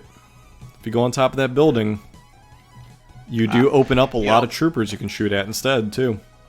Nah, I think, I mean, at least if it were me, I don't think Boba Fett activates here. I think Boba Fett tries to activate last, and I think Boba Fett is going to try to sort of sneak around this outside position towards Kingsley's end of the table. And I think he tries to sneak a shot in later, but nope. I guess I can't be wrong. He is activating. He is now. risking it for the biscuit. Very daring. Do you go for Ian? Looks like he's going for Sabine. I think that might have been the better play, like you were saying. Try and pick some stuff off with other troops, and then at the very end, sneak Boba Fett around, missile somebody, and then next turn, throw out Whipcord, hope for the best, and then retreat them. Yeah, I mean, yes, it's I guess it's a shot on Sabine here. He does have the Hunter aim token, so it is it's a shot that works, and yes, I guess in order for these Rebel troopers to return fire, they certainly do have to move up, but Orkimedes saying that he's going to get murdered by Z6s, and Hoff correctly pointing out, just channel your inner dark and face tank with Boba Fett. I guess that is a possibility. You could just simply roll saves, and that could also work. Looks like he's just trying to get line of sight on her dark saber or her little hand that's sticking out, which it looks like he currently can. But now, of course, needs to sneak up a little bit closer to range, etc. So it will at least force the rebels to move out into an exposed position, but again, you're throwing a bunch of dice at Sabine. Her saves will mitigate quite a bit. Yeah. So we'll see where this lands here. Garn's really got to hope for some pretty solid luck here with this shot. I mean, doing this and landing even 3 wounds that's a start. Not too bad. And there you There's go. The 5 hits. So 6 dice coming out. 1 die that's a save is deleted, and it looks like a singular wound going through. Yeah, so that's 2 wounds on Sabine altogether. Not spectacular. I mean, right? Even statistically, he's only looking at 3 wounds altogether on Sabine. Not enough. He would have really had to hope for some really bad rolling. And I mean, sometimes that's just the way it goes, right? When you find yourself in this blue vapes scenario, you've got to try to aim for some of these high risk, or not even high risk, but low probability, low risk shots. Kingsley here is clearly measuring for that range, range 3 on Boba Fett. I don't I know mean- if he's going to take a lot of those shots, though. And to be fair, had he managed to roll all 5 of those hits and Kingsley failed all of those saves and Sabine went on stims, Boba Fett could just fly away, collect the bounty, and then that's game. So, Yeah, potentially, right? But Kingsley still does have 1 charge left, right? So yeah, he would be able to heal back couldn't have out of killed it. her in 1 shot there. I mean, this does, of course, any wounds he could put on Sabine does mitigate an eventual, say, bomb attack, right? She can't be aggressive if she's got a lot of wounds on her due to that bounty token. And we And he saw could- snipers fire at Boba Fett, causing a wound. That's a pretty rough spot. Alright, now we're going to see Garn have to rally some stormtroopers here. And it looks like he will likely move up with them if these are the ones that he activates. And it is. Unable to clear that suppression, he's going to get a single activation out of them. Likely going to start circling around and going over on Kingsley's edge of the board. Just trying to make that push.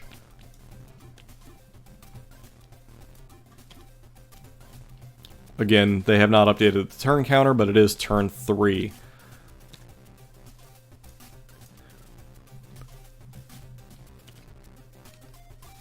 Alright, we're going to see Leia activate here. She'll likely dole out 2 dodges as it's still early in the turn, and thus those dodges will be very, very helpful.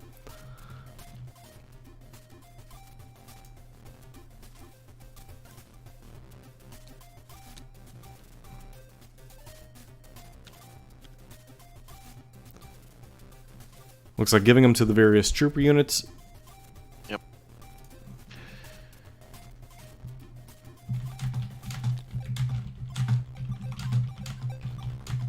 Yeah. This is again now more of the impetus sort of shifting towards Garn to make a move, make a play. Kingsley can't move too far off one of those away from those objectives, otherwise Boba might come in and snatch it from Kingsley. But there's a lot of forest that Kingsley can retreat into here. Yeah, I wonder if an in-game play is you send Boba Fett dead at this middle objective and activate on it. So basically next turn you kind of fly him and keep him behind the guard tower. Whipcord if needed, and then jump onto the objective and claim it. I wonder if that is an in-game play that Garn is going to consider as a backup to literally every other plan he has. Because right now he needs to get ahead on points, but barring that, he needs to play to grab an objective. Right, exactly.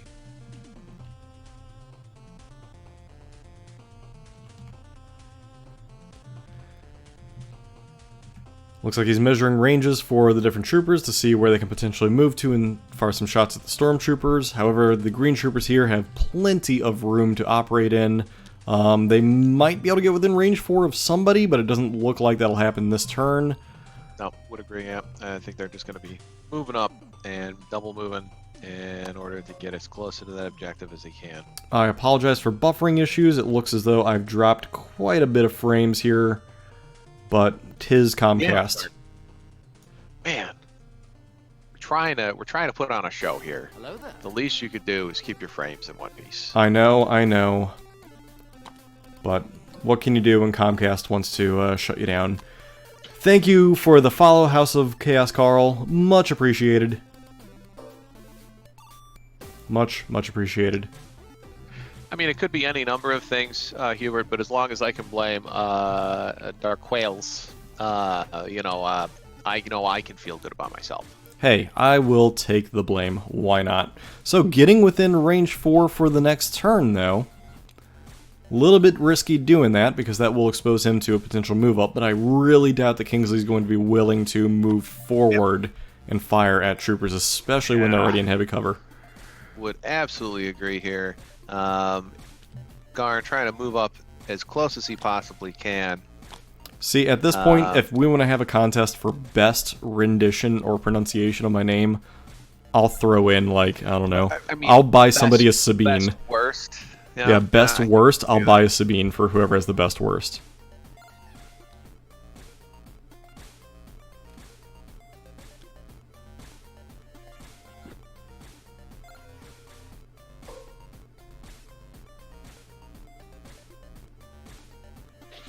All right, we've got another trooper activating on Kingsley's side here. Alright, you're going to see, again, it's likely just that they're going to heal a wound off Sabine, and, or this one already expended all its points, so it's just going to move. Nope, it actually does look like he almost preempted our discussion on that. He does heal 1 wound off of Sabine, so all of Kingsley's medic charges are spent. 1 wound remaining on Sabine. Looking to get in range of Boba Fett here, he might have him in the open. And that is where he's positioning himself. Yep, just like that, he has him in the open. Now, he could... I could see...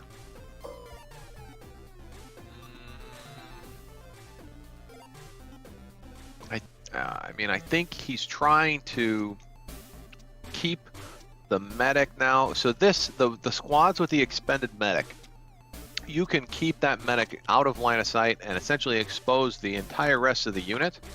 Continue to fire with them, etc. And as long as that medic remains as out of line of sight as possible, the unit can remain alive, which is an interesting way to sort of deploy them late game after they've already used all their charges. Basically, it is a meat bag. Well, the opposite of a meat bag. It's to preserve the meat bags. Right, could preserve all the points from those tasty, tasty meat bags. Alright, and it looks like Boba Fett is about to eat his first Z6. We'll see how it rolls here. In the open with just a suppression, so it's just going to be cover 1.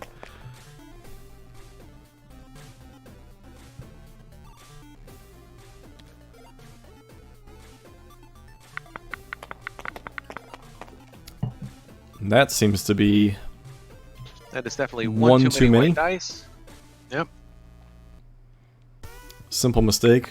He clears the whole thing instead of deleting 1. There we go, much better. Alright, rolling out 4 hits, 1's negated, so it's going to be 3 saves on Boba Fett. What will he do? He is able to save 2 out of the 3. 1 more wound going on Boba Fett. There. Yep. And taking a second suppression.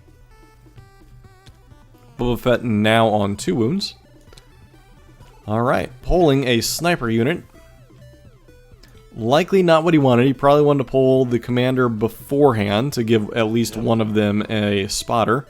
However, it is an opportunity for them to roll out and potentially get a shot on some of the troopers here that have just moved out into the open. Now I have to wonder what Garn's thinking is here. He might be thinking, okay, well, if I can cause significant wounds on this Z6 squad that's decided to move out, maybe I can earn back the points for that medic plus Z6 squad compared to one of my snipers getting taken out. Looks like currently where he's positioned, he's not able to really see.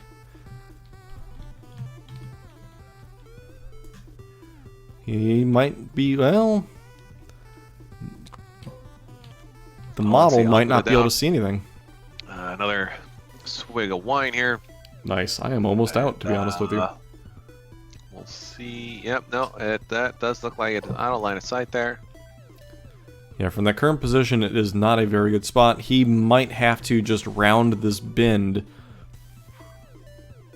on the rocks, coming through this direction here. Now, he could clearly even... Well, I don't know. I don't know if he's taller than this box. He could also make a speed 1 move to a position on top of that rear box. It would expose him to sniper fire, but at least would keep him in heavy cover. I think no matter what, it's going to be a risk that you're exposing yourself to the sniper fire. There's probably not much way around it. That is fair. But again, at that point, you're trying to trade the value of a unit you're going to kill for the value of that sniper. However, he does have a shot on Leia if he wants to go for Leia, a much easier target for Boba Fett. And Bosk as well. Especially if that activates Hunter. And yep, that's exactly what he's doing. She is going to be in light cover, which reduces to nothing. Getting a whopping 2 surges, so not even a suppression on Leia. Alright, so now we're going to go ahead and see from the stack we have troopers.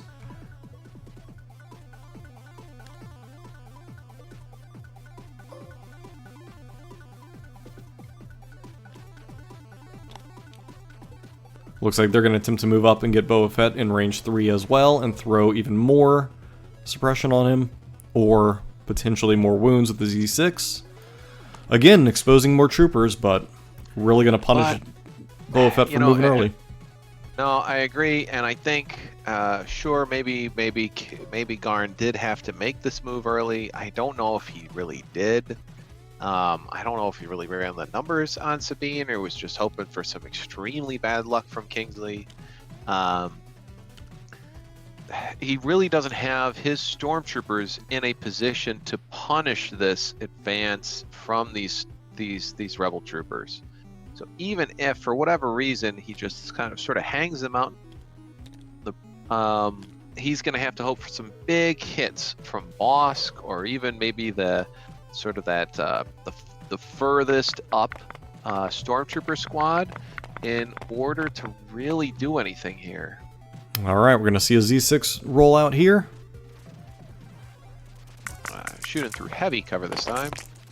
Getting a crit in, though. So it's going to be 1. And sometimes 1 is all you need. Boba Fett now on 3. Good thing that medic unit was saved for later, because it's definitely going to come in use next turn if Boba Fett retreats. Again, I still think you put Boba Fett behind the guard tower, run Brown up to heal him, and then you save him for turn 6, whipcord out, jump on the objective, absolute last activation, and activate on it. Provided you can somehow make that happen. Yeah, that's still a pretty tall order. There's been no activation change, right? So Sabine could still be left for a last activation. Well, even then, the problem would be that it would be 11 to 11, so the activations would be even. If Boba Fett was the first activation, even if he were to go last, Kingsley would have an activation left. So either you would have to do standing orders to make it happen, in which case Sabine can just go and engage Boba Fett, and then problem solved. Unless absolutely everything else ran in and somehow punched Sabine out, but I doubt that that's even possible. Alright, so healing 1 off of what looked like Boba Fett. Back down to 2. And that will expend the last charge on Garn's side of the table. And then looking like activating yet another Z6 squad.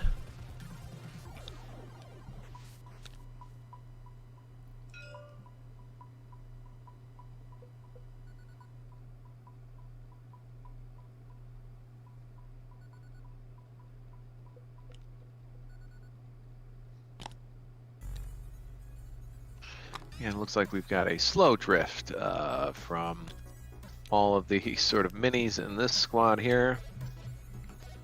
Taking the back alley route to take another shot at... Oh, just out of range.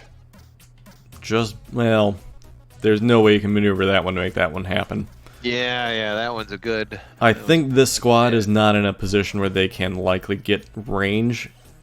They can probably wrap around, but it's going to be shots through heavy cover, which is fine.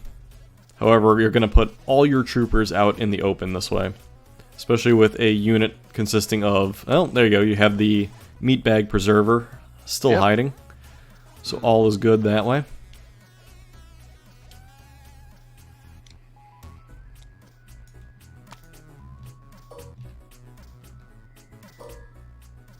And that does get you, oh, just out of range of Boba Fett. That is out of range currently. You might have to expose the meat bag preserver. That'll do it.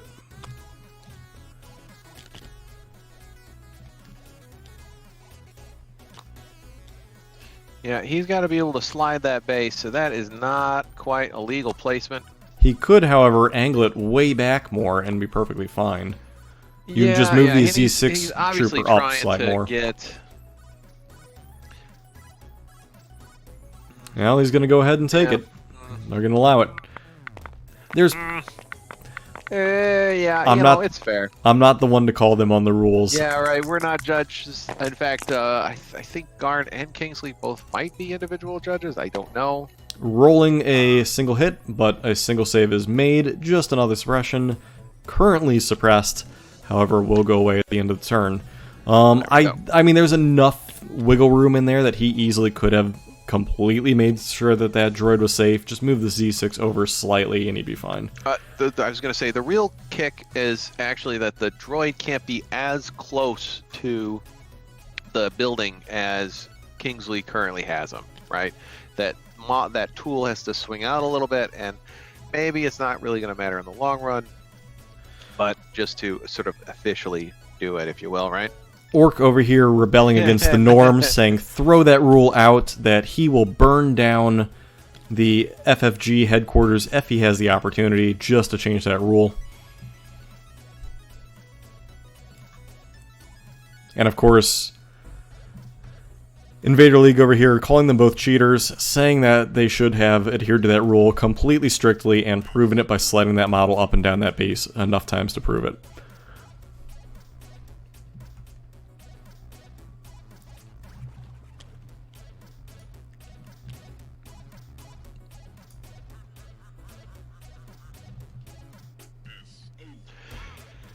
All right, well, let's see here. We've got another sniper activation. Taking an aim and a shot. I'm assuming Boba Fett. Yeah, I would have to. Ouch. assume Oh, man. The dice just not helping Garn out here. Oh, and taking yet another wound on Boba Fett, up Third to wound on Boba Fett. up to his fourth, reduced to his third because of the earlier use of the medic. Medic now no longer an option, so those wounds are going to Boba Fett regardless. And with no stims, he only has 2 left. You know, it's funny. It's almost as if if we were trying to play a game of Texas Hold'em, and right, in which every card, every flop, etc., right, you can see the each poker player's sort of chances in the hand, like shift and change and increase and decrease. You know, with every wound that Boba Fett takes here, Garn's sort of percentage chance for victory continues to sort of slide from him here. We'll see if he can keep Boba Fett on the board here in the wake of a lot of additional sniper fire. Alright, this sniper trying to get into a position, but I think at his current position he's not going to see anything. He's likely going to have to swing around where he currently has the tool, and he can have shots at plenty of choices here. However, it depends on what he's trying to hit. He will be safe from return fire from snipers, so he can take his choice of Leia. Oh, and he is going for Leia. So, trying to get the wound train rolling on Leia here. Rolling out through heavy cover, manages just a hit. Reroll because of his aim. He manages 2 hits, so that is a wound on Leia. Leia now has... Let me find it. Hunter activated. Yep. Now A potential target for Bosk. This could be clutch here. Bosk has yet to activate. A move up and shoot from Bosk could collect the, could deal some additional damage, and then a Reptilian Rampage at the start of turn 4 here. You'd have to be very cautious about the potential for Sabine to charge into Bosk, though. True. You do have sort of an explosions opportunity there from Sabine. It really does depend on how that goes. But yeah, I do believe that Sabine token command token there is going to be holding just in case that boss gets squirrely about it. Yep, that said, where he currently is, he should be able to get range on Leia, because a unit was about parallel to her and had range to him. So, that said, if he manages to take out Leia, then losing Boba Fett is not a big deal at all. Well, I mean, Boba Fett is still more points than Leia, but so it's really going to come down to that bounty token, right? If Bosk can hold on to it, then he's good to go. If Sabine says otherwise, then, well, clearly that's going to be, you know, that might actually just simply be a risk that Garn has to take at this point in the game. Another hit coming in on Boba Fett, and he manages to block it. So Sploosh, so far, Kingsley holds all the cards simply by being blue player. No units have been killed yet. Boba Fett on 6 suppression and has 3 wounds. So Boba is very exposed, but with 1 sniper and 1 Z6 left to activate, there is a somewhat decent chance he can make it to the next round. However, I think you leave him out to dry and go full in on Bosk and Reptilian Rampage. I think preserving Boba Fett at this point is just secondary to getting that kill on Leia. If you can manage that, then throw everything you can in the way to tar pit Sabine, and then just run Bosk all the way away. Yeah. All medic charges have been expended for both sides of the table here. Sabine healing back at least 2, no, 3 altogether, so she's just got 1 wound on her. Orc, I think you just give away Boba. I think at this point you just accept him as a loss. If it means that you can have Bosk kill Leia and collect the bounty.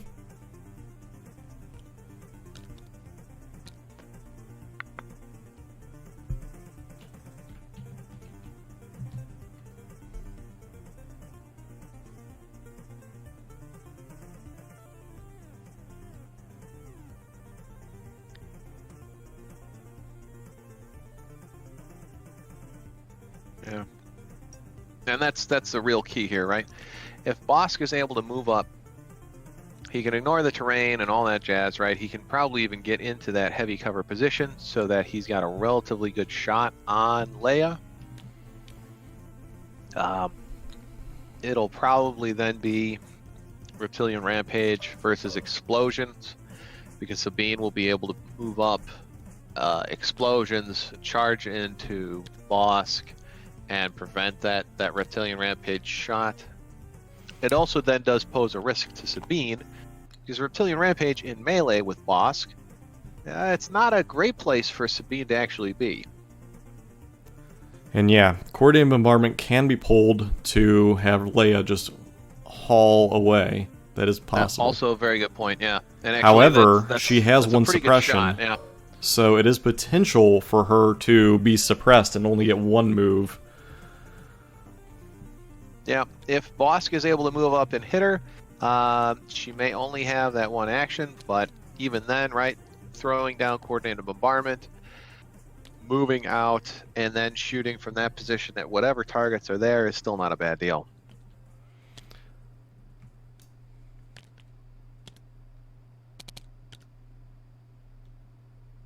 Alright, another round of volley fire coming in at Boba Fett.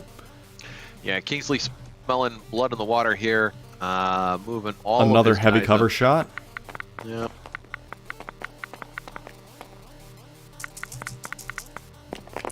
Alright, and 2 go through. Saving 1, now up to 4 on his last wound. Boba Fett now at 7 suppression as well. So high risk of, well, at risk of panic next turn. Snipers can finish him off.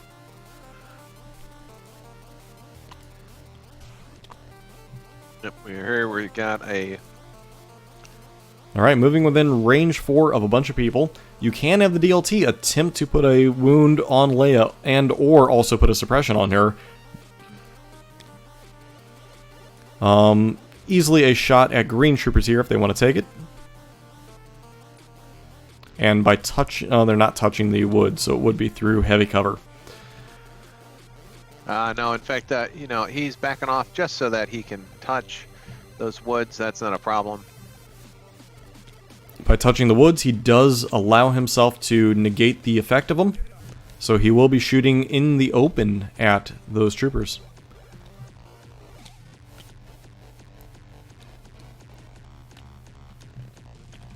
The loss of Boba Fett will indeed mean that it's going to go all in on bounties. You are correct. Otherwise, I think it's try and pick off a unit and then run. Yeah. So if Boba can make all of his saves, One wound coming in. Survive the round. Only one. Oh yeah, it's open. I forgot about that. So 4. Yeah, so that's wow, 4. and saving the majority there. He could have potentially lost that entire unit and instead only loses 1 model. If that had paid off, this game would have been completely different. But man, 1 wound is... Kingsley's dice remain strong. They have not yet failed him. Yeah. All right. Another shot coming in from the snipers, it looks like.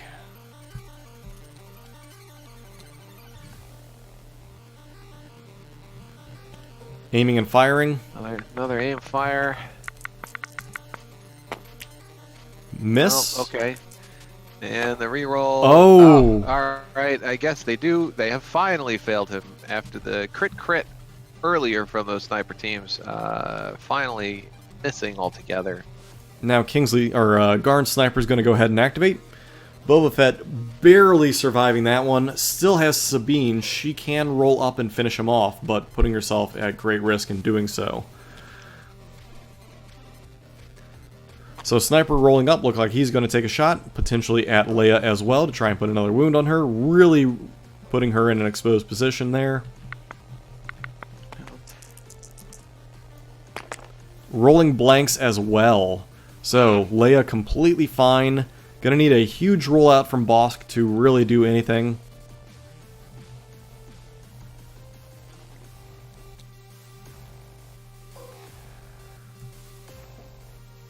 It looks as though we're going to see Sabine. Does she move up and attempt to finish off Boba Fett, or do you save her and preserve her for something else? 2 wounds on her currently. She can get up there and start hacking and slashing at some stormtroopers. Yeah, you know what? Actually, a little bit of command token luck from Garn here. His Bosk will have the last activation this turn. So Kingsley Sabine just simply, well, now she has the option to sort of move out, maybe to finish off Bosk. But of course, doing so puts her at risk of getting tokened herself. But she does only have range 2, and I don't think that's going to do it. Just outside. Barely. Well, not enough that you can probably maneuver. She'd have to come in a little bit harder. Well, I think there still might be some room for that. I think he's currently limited by... And there you go. There's range 2. So she will get her shots in. And she does not have aim. She does not have aim. And this will be a shot through heavy cover. And she does not have sharpshooter. So she will just get... Of course, there we go. She's got a gunslinger target on the stormtroopers and Bosk, both through heavy cover. So Boba Fett. Leaning on crits here.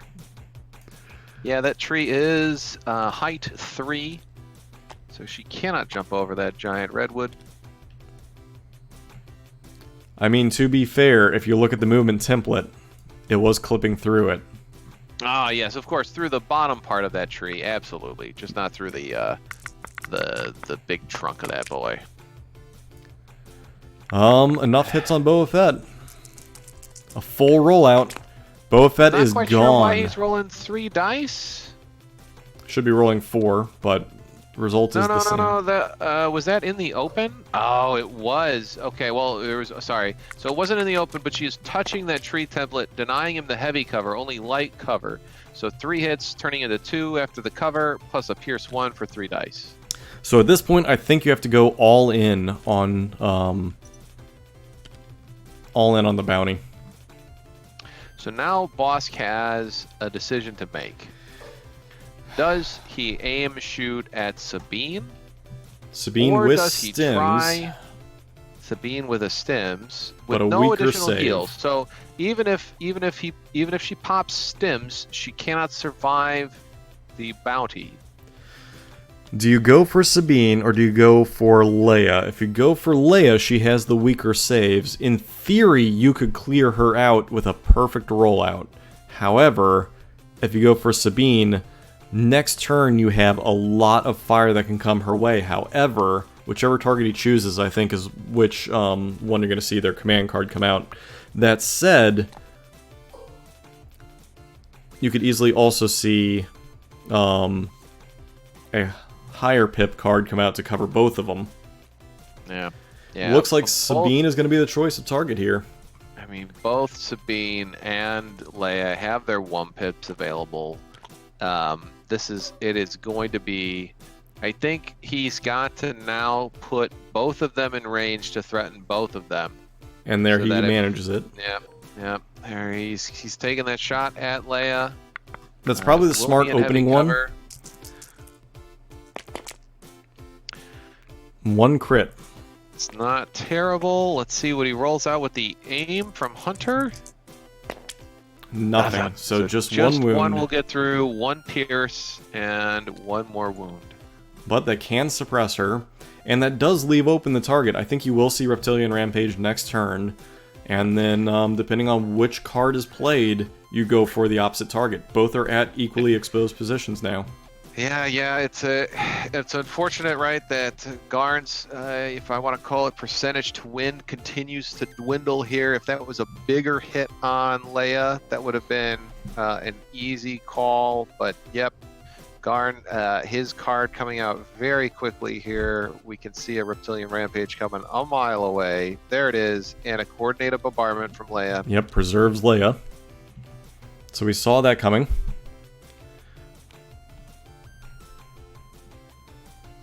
So Sabine then becomes the main target, and I think you'll see both shots come in at her, but do you shoot her initially, or do you rely on it potentially being buried at the bottom of the deck and just drawing as many stormtroopers as possible to start whittling her down?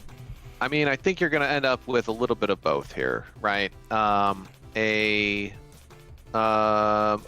Strict orders from that, clearing one of her 2 tokens. That 5-point card coming into play twice now, really providing Kingsley with what he needs to manage that suppression across his army.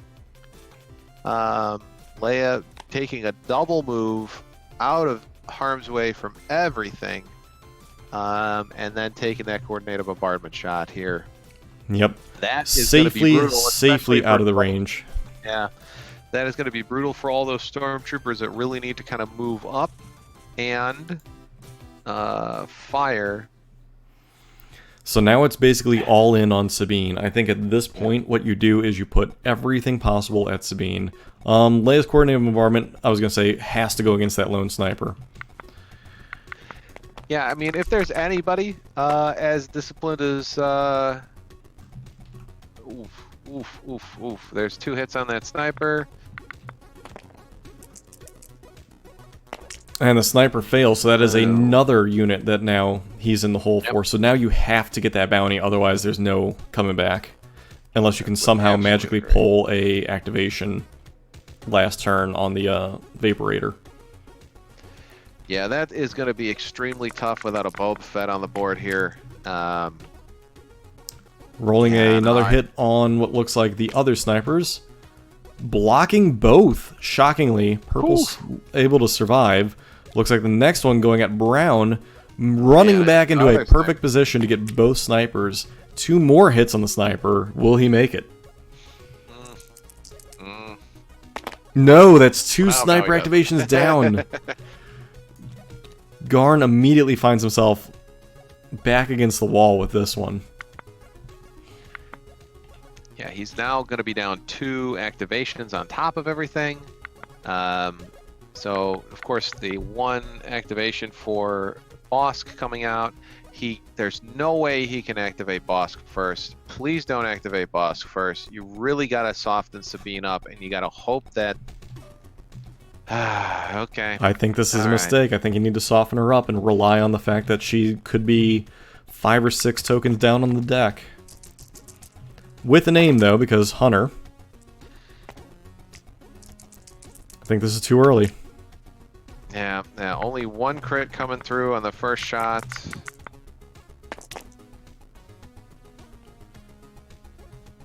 It's too many dice. They're just discussing that now. Yep. She's got cover 1 for being in the woods, so just 1 wound there. Yeah. Yep. I'm not sure on that one. Oh, the line of sight does not go through the woods. Oh, nice. Okay. Yep. And he's touching the heavy woods, so he's fine. Well, that's So a good rollout. Roll out there. And there you go. That could be it, depending on what he rolls here. Well, it's a lot better. Oh, that dirty Sabine. That, however, is enough. Sabine Wren has 5 wounds. She's on stems. No, that's only 4, isn't it? Pierce 1. No. Oh, no, I'm sorry, It's only on 4 wounds, right? Yep, Yeah. I'm sorry. No. I read the dice wrong. I thought that they missed something. You're correct. So yeah, should have softened her up. All you needed was stormtroopers to soften her up.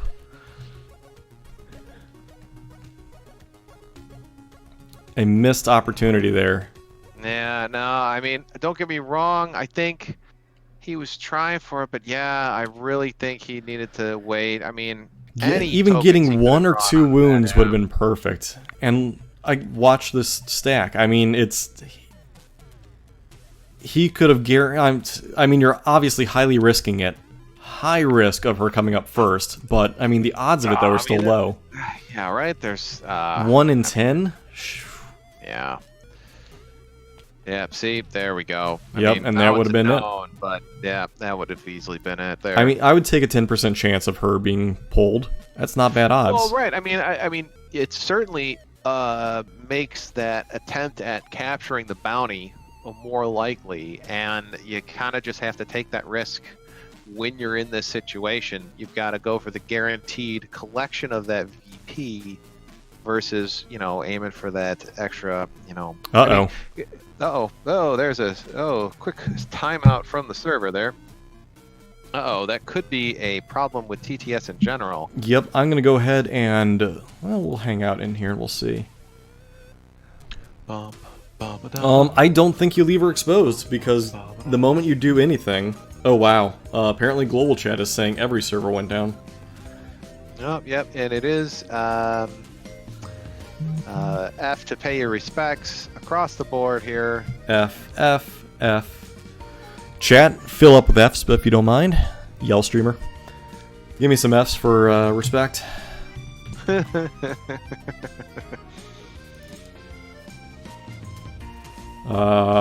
I even remember the password here. There we go. Hofburger being the odd one, going with G. Everyone with the Fs for respect. Well, there always was something odd about Hofburger.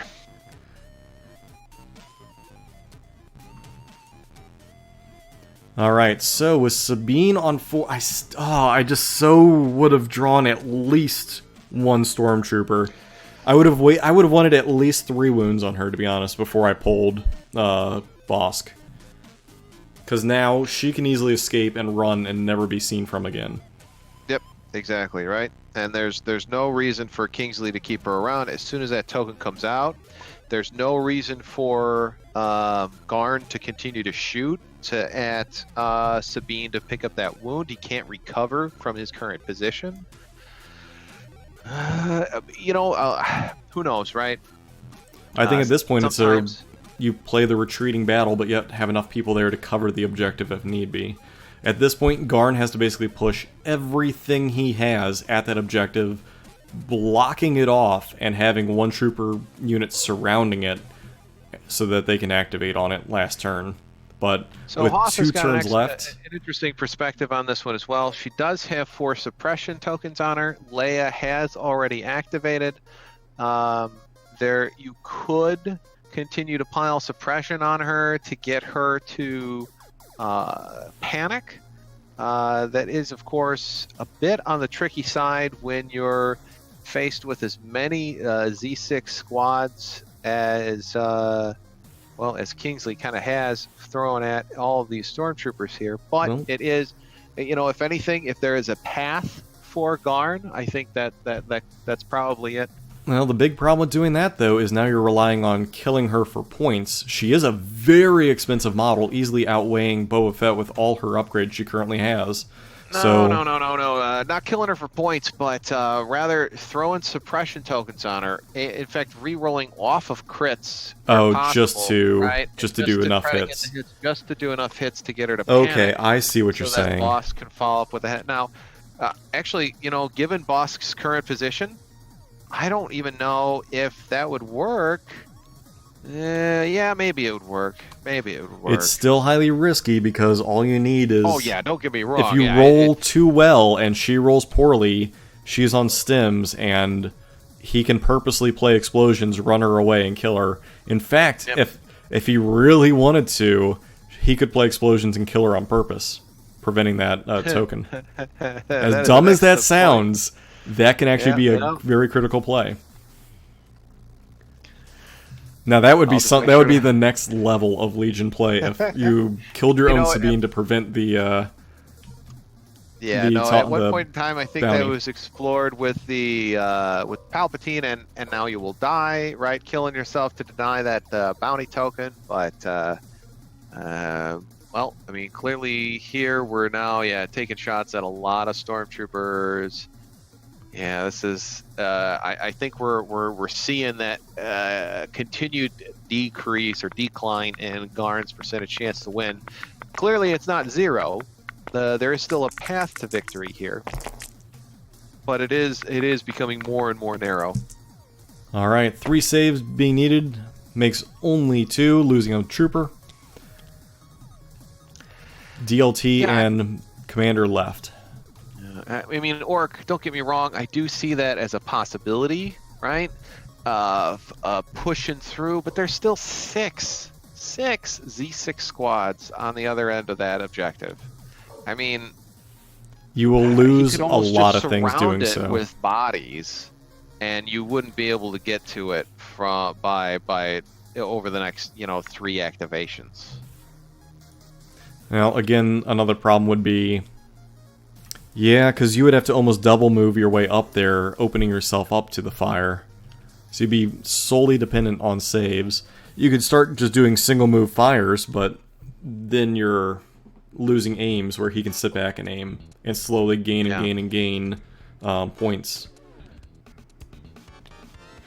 Losing all those snipers to coordinate bombardment and only having the 1 available definitely means that you don't have the ability to just start taking down troops, snap of the fingers. Bunch of stormtroopers in range of these core here, if they want to just fire. Yeah, I think that the ways to get bounty is not going to happen. There's way too many ways to lose the bounty, as everyone's saying. Yeah, no, Ripa, I think that's an excellent point, right? If Kingsley sees it, and as the omniscient human being that he is, I do believe you're right. If for whatever reason Sabine takes a lot of suppression but does not die, she's going to panic near the edge of the board and try to retain as much of that suppression as possible, play explosions, activate first, possibly panic, and then just run off the board denying the bounty. Alright, firing at the stormtrooper squad. I didn't see who he pinged. Firing at Leia. Leia double moved back before that coordinated bombardment that took out 2 sniper teams. It would be a pretty high... Yeah, no, I honestly don't think Bosk could get to Leia. And I don't see that happening.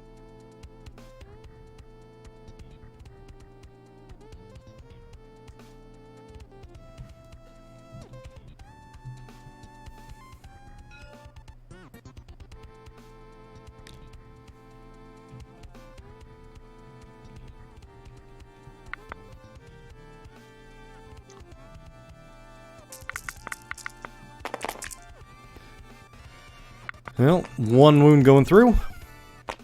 And Stormtroopers failing to make the save, eliminating a single unit there.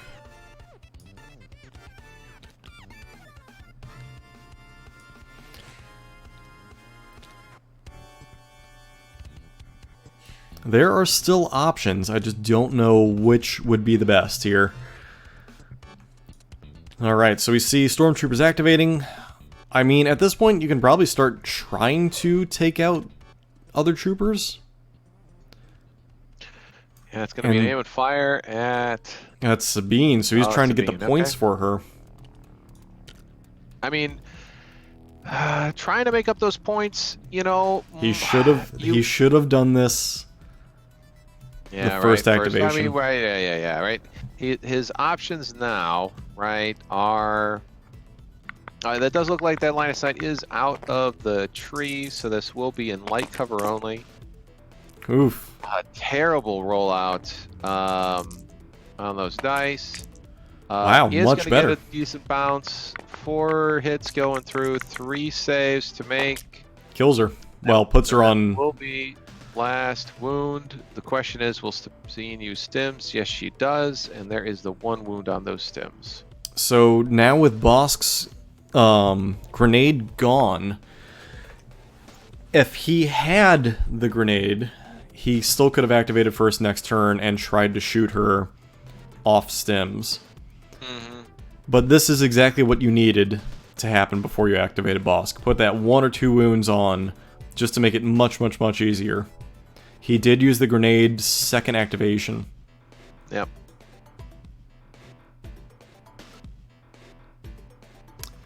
Running ambush over whipcord. I mean, anything's possible, but I think that, well, he might have range. He has range. He could do it. That would be one hell of a bamboozle.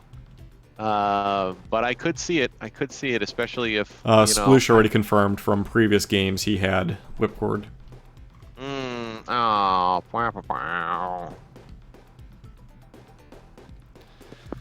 Yeah, I think that he played Merciless too early. He should have potentially used Reptilian then.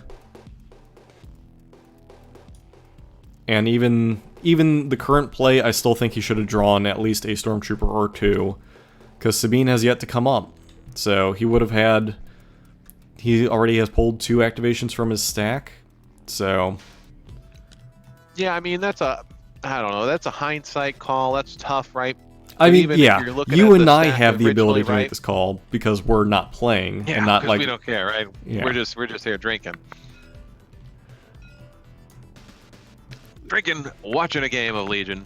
Says the guy who played Hoff completely hungover and his dice had to bail him out. So.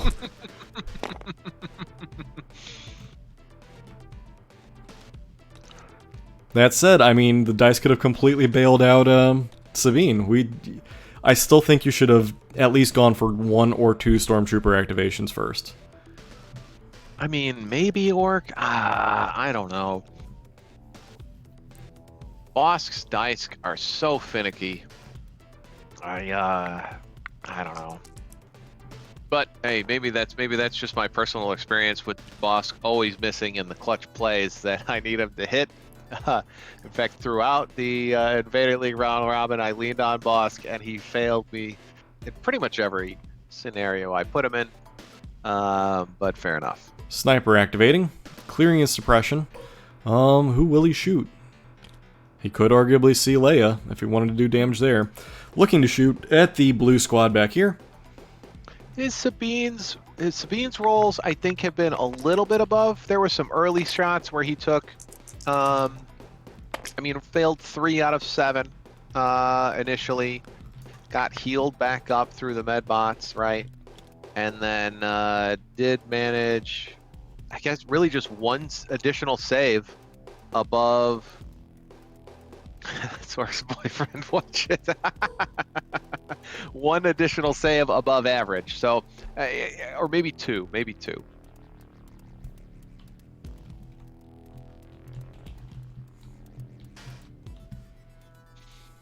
So, right, so here, Sabine is going to be dead after she activates. She can't let Bosk take that last wound on her, right? So, I mean, in this scenario coming up here, Sabine is clearly going to play explosions. Maybe just throw herself at a number of stormtroopers here, bomb everybody, you know, pushing the wound count further in favor of Kingsley. Bosk is not going to be able to get that last shot at her.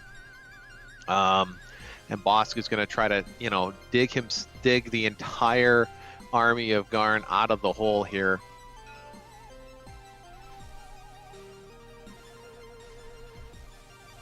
Oh, excuse me, she's dead at the end of this activation. That's right, she has not activated yet. My mistake. But yeah, so at any rate, right, there's still no chance for Bosk to actually claim that bounty token. It does prevent the explosions, you're right. But she did. My bad. Alright, so these troopers moving up. Trying to see what options they have. They can light up Bosk at this point. It's not the best of shots, but they can. It looks like they might be setting up for it.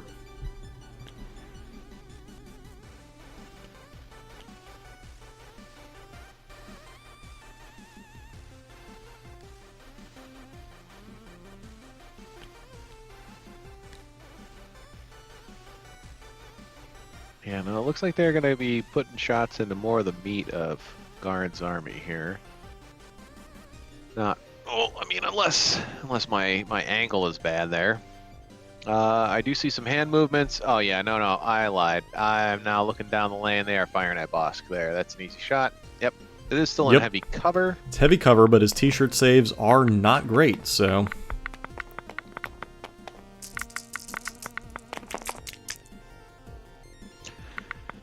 Yep, there's 2 crits. Oh, accidentally throwing red dice out there. Not gonna do it. And there's no 2 on Bosk. Up to 3. He now is raging. He's an angry lizard, man. He is the angry crit lizard at the moment. Pulling stormtroopers again. So this would have been likely what you needed to shoot at Sabine once again. But again, this is coming from 2 guys with no vested interest in the game, who have the ability to be like, oh, I can totally see all of these moves without any stress whatsoever. So by no means is it, like, easy for the people who are actually playing, especially probably the top 2, knowing that it is a record 39, 40 people watching right now. So, So 5 hits getting through, or excuse me, 4 hits getting through the light cover on that squad. Saving a my bunch. God. Kingsley, will you stop with this garbage? Man, his white dice are saving him. Here. I mean, Sabine's saves have maybe been a little above average, but these white saves from these rebel troopers, come on. Come on.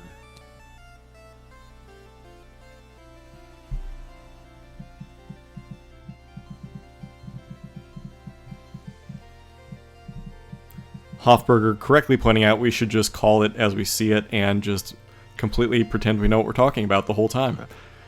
I mean, there is some fun in that. I will agree. Yep. No, we can give Garn a bunch of garbage about his. Well, excuse me. No, we're not. We don't have the mature filter on. There's garbage plays here, but yep. I'm sure he'll enjoy that as soon as we pop into his chat there.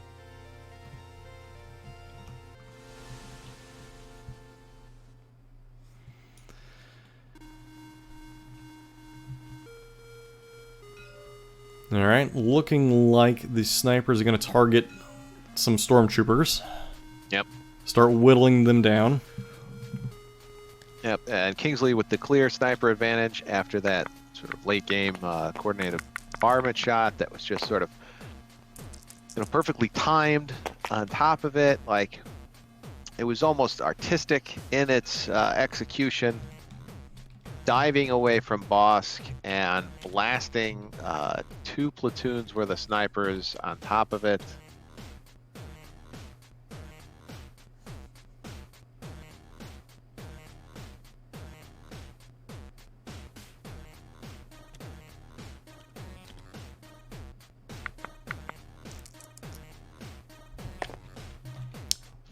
Failed rally roll over here, so just going to get a singular activation.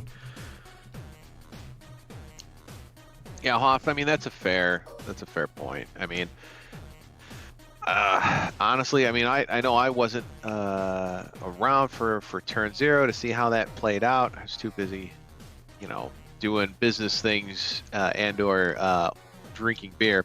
But the, I mean, right, we've essentially turned into an extremely long march scenario here, right?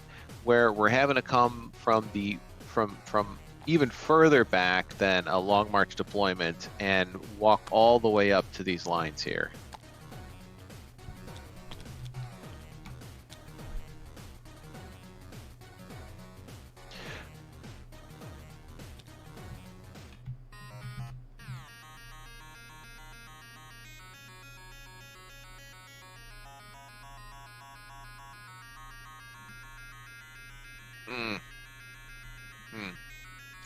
Fair enough, fair enough, fair enough. Fair enough.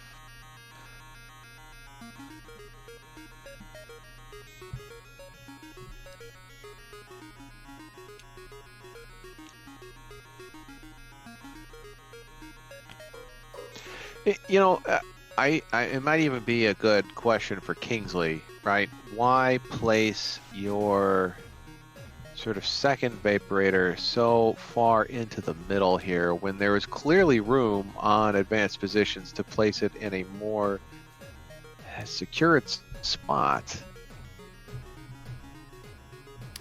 Yeah, he could have paralleled what Garn did and been plenty safe, but right now it seems to be working out for him as is. Right, and that I think is the key question here, at least from me as a person that did not make it into the single eliminations of the Invader League, right? What was his thought process in that? Was that an intentional bait? Was it an intentional, hey, I saw this sort of fight developing over the course of the game, you know, some sort of precognition going on? I don't know. I would just like to learn from the master, if you will.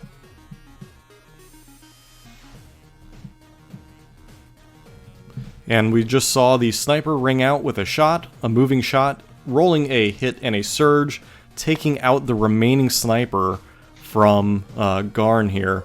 And Garn trying to activate the next group of stormtroopers here, only getting a single activation, trying to take out these last two. Manages 2 hits, but is going to be negated because of cover. So now we're going to see Sabine finally be pulled. So after all of this, Sabine is finally pulled. So think of how much time that Bosk would have had. Rolling away 3 of the suppression, fully able to activate. These well, white dice, she would have to even Dauntless. I say Dauntless and charge. Don't know. Yep, looks like Dauntless get position for bombs and bombs next turn. Oh no, she can't. She can't. Turn, right? But yeah, she has to gunslinger gunslinger here. But that's an easy, right? That's an easy deny. Gunslinger She's Bosk. in the middle of the terrain, so it denies heavy cover to all the targets. Sure, put 2 more wounds on Bosk. Throw another 2 wounds on another stormtrooper unit. Easy peasy.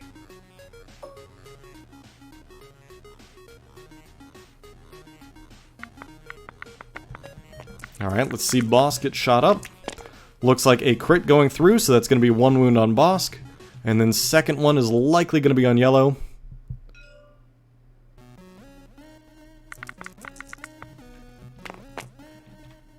You see a little bit better of a rollout. 2 hits there.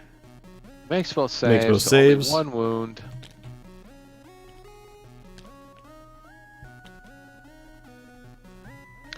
Well, I mean, sure, Hoff, but I'm just trying to say, like, he could have done that from any number of other positions on the map here, right?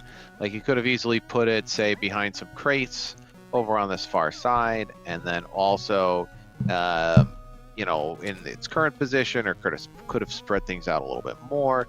Like, it could have placed it further back from Garn's deployment.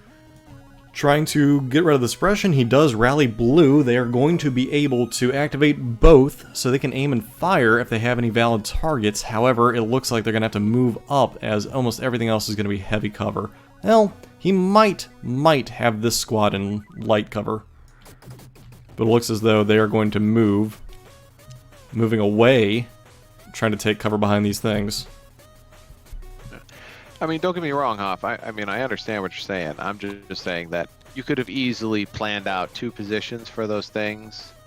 You know, aiming to play the longest march scenario, similar to the way Garn had his placed. But maybe there was an intentional reason. Maybe he just simply said, well, you know what, I could place this far one by these sort of crates on the, maybe the, on Garnanana, on Garn's side of the board, or closer to Garn's side of the board, but maybe he just felt that was too open of a position for the Evaporator to go. That's fair, that's fair. He just figured I'd, you know, gotta ask.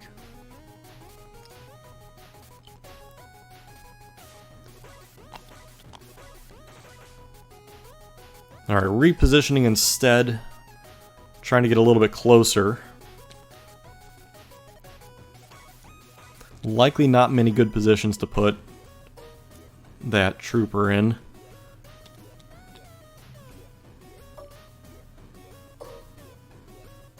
Alright, shooting at blue. Looks like there's 3 of them in the open. Ooh, getting 2 crits on the rollout there. And 1 save. Still saves 1. Unfortunately, any good dice from Garn is really almost too little too late at this point. He's really got to push strong and lean on some good dice in order to make this push successful on this lead objective. At this point, I think you almost have to just crash everything forward. Because Kingsley is slowly building up momentum in front of this objective, so even if you were to get close, I mean, you would have had to whittle stuff down on your march towards this objective. Yeah. Regardless of if you were to capture it or not. If Kingsley had failed a number more saves, this would be a different conversation, right? Yep. But he did not, and his core trooper squads are looking fantastic at this point, and Garn's squads really looking a bit beaten up. Not able to take the fight to the enemy as much as they really need to here. And it looks like setting up for a potential lay into Bosk here to potentially kill him, as he is on 4 wounds. And I think that would just completely close the door if Bosk were to get eliminated here. Would agree, would agree. I mean, it's unlikely that we're going to see 4 wounds get through on a Bosk through heavy cover. You never know with that Z6. Super high variant dice. We see 3. You ask and you shall receive. And Garn, no luck compared to Kingsley with the white saves that he has. Blah. Bosk eliminated. I thought thrown. I thought that there was still. I didn't think Bosk was up to 4 wounds. He had 4 on him. Oh man, this white wine distracted me from the things important here. Jiminy Christmas. Yikes moment. Yikes indeed. I can see Garn now getting a little bit, what would be the proper term? Well, I think Garn is far past salty at this point. I was going to say, is there an emoji that chat can put out there for this that would help me figure out the word that would be useful for this situation? If we were on the Yamen-based chat, it'd be another story. Endless would be the first one to throw out that salt. Oof, yeah, no, this would be tilting. All right, fair enough. Yeah, endless levels of salt. Everybody's got hypertension today. It's no good. It's all downhill from Garn for here, or excuse me, for Garn from here. Oh God! Pushing through 4 onto the stormtroopers here, failing 3 of them. Oh man, when I hate to laugh in my buddy Garn's face, but it is basically when a snowball effect at this point in time. Yeah. Garn is completely out of activations. Kingsley is just having his way here, flooding this objective with meat bags. It's no bueno. Yep, objectives pretty much locked at this point. I don't think you're going to be able to get through there to do much. That said, does Garn still have any paths to victory? He can still kill a lot. However, Well, he's His out dice of need to be command better. cards, so he's only throwing a standing orders at this point. Yep. Leia still possibly has a what at this point in time? She might have her. Well, she would have her 3 pip that she hasn't used because she only used no time maybe for she's got her Sorrows. 3 pip, or maybe she's got an assault in there. But at any rate, yeah, bounty hunters, the double bounty hunters are dropping life prizes in this bracket here. You know what? And you know what? Maybe that's a good point to take away here. Had Bosk actually nailed Sabine for that last wound and taken the bounty, wouldn't have mattered. Yep. Bosk would have been suddenly in the position to run as far away as fast as possible.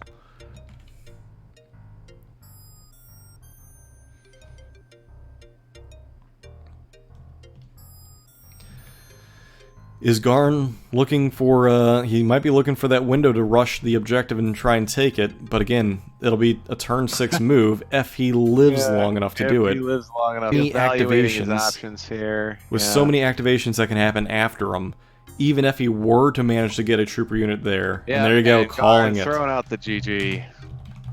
Excellent game between two top competitors. The snowball effect from Kingsley's sort of beginning advantage. That's not the on proper term I should use. Vaporators. Just sort of continuing to snowball based on a little bit of dice, a little bit of luck, a little bit of positioning. Really forcing Garn into sort of a suboptimal path to victory. And let's see if we can get some interviews going on here. I will ask them real quick, just to confirm.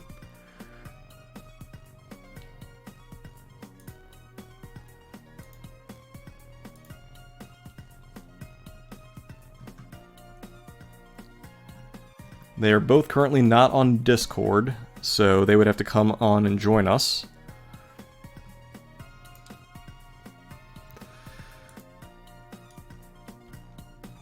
They may have even decided, well, that's enough of this trash. We're out of here. Hey, they could be pulling the ripcord and saying goodbye, but we don't know. We'll hang around for just a minute in case they do want to do an interview. That said, I think again, from my armchair general standpoint here and having the ability to look back at things, I think that Garn misplayed the Reptilian Rampage there, and that cost everything. You know, and it's funny, right? We're all looking at essentially the same thing, right? One extra wound on Sabine would have put her into stims. Garn couldn't have shot her any further, right? Yep. And even if he would have put the additional wounds on Sabine, sort of start taking that risk, the end result is that Sabine still survives, right? Because stims are probably going to keep her alive for that round. He can't risk dealing another wound to Sabine. Now that's why you need one or two right? stormtroopers to go She's before. still gonna move, and she's still gonna gunslinger Bosk for one extra wound. The Z6s move up and finish Bosk off, deleting that that bounty token from the board. Yeah. So even if he managed to get that Sabine victory, or that, well, maybe very short Sabine victory, it would not have panned out in his favor. Garn messaged me. Oh, there we go. Well, hello. Howdy. Well, first off, good game, guys. That was fantastic. Yeah, that was fantastic. It was absolutely if you guys watch spectacular. the stream, again, we are both just two armchair generals drinking wine, watching probably the two titans of the league. So us commentating is like us speculating at, Was Twitch chat dissing me for cowardice? No. No, Not at all. And I did call your No Time for Sorrows there, so that was good. Everybody else was in a coordinated bombardment there, but that was all right. We had a record 49 viewers, by the way.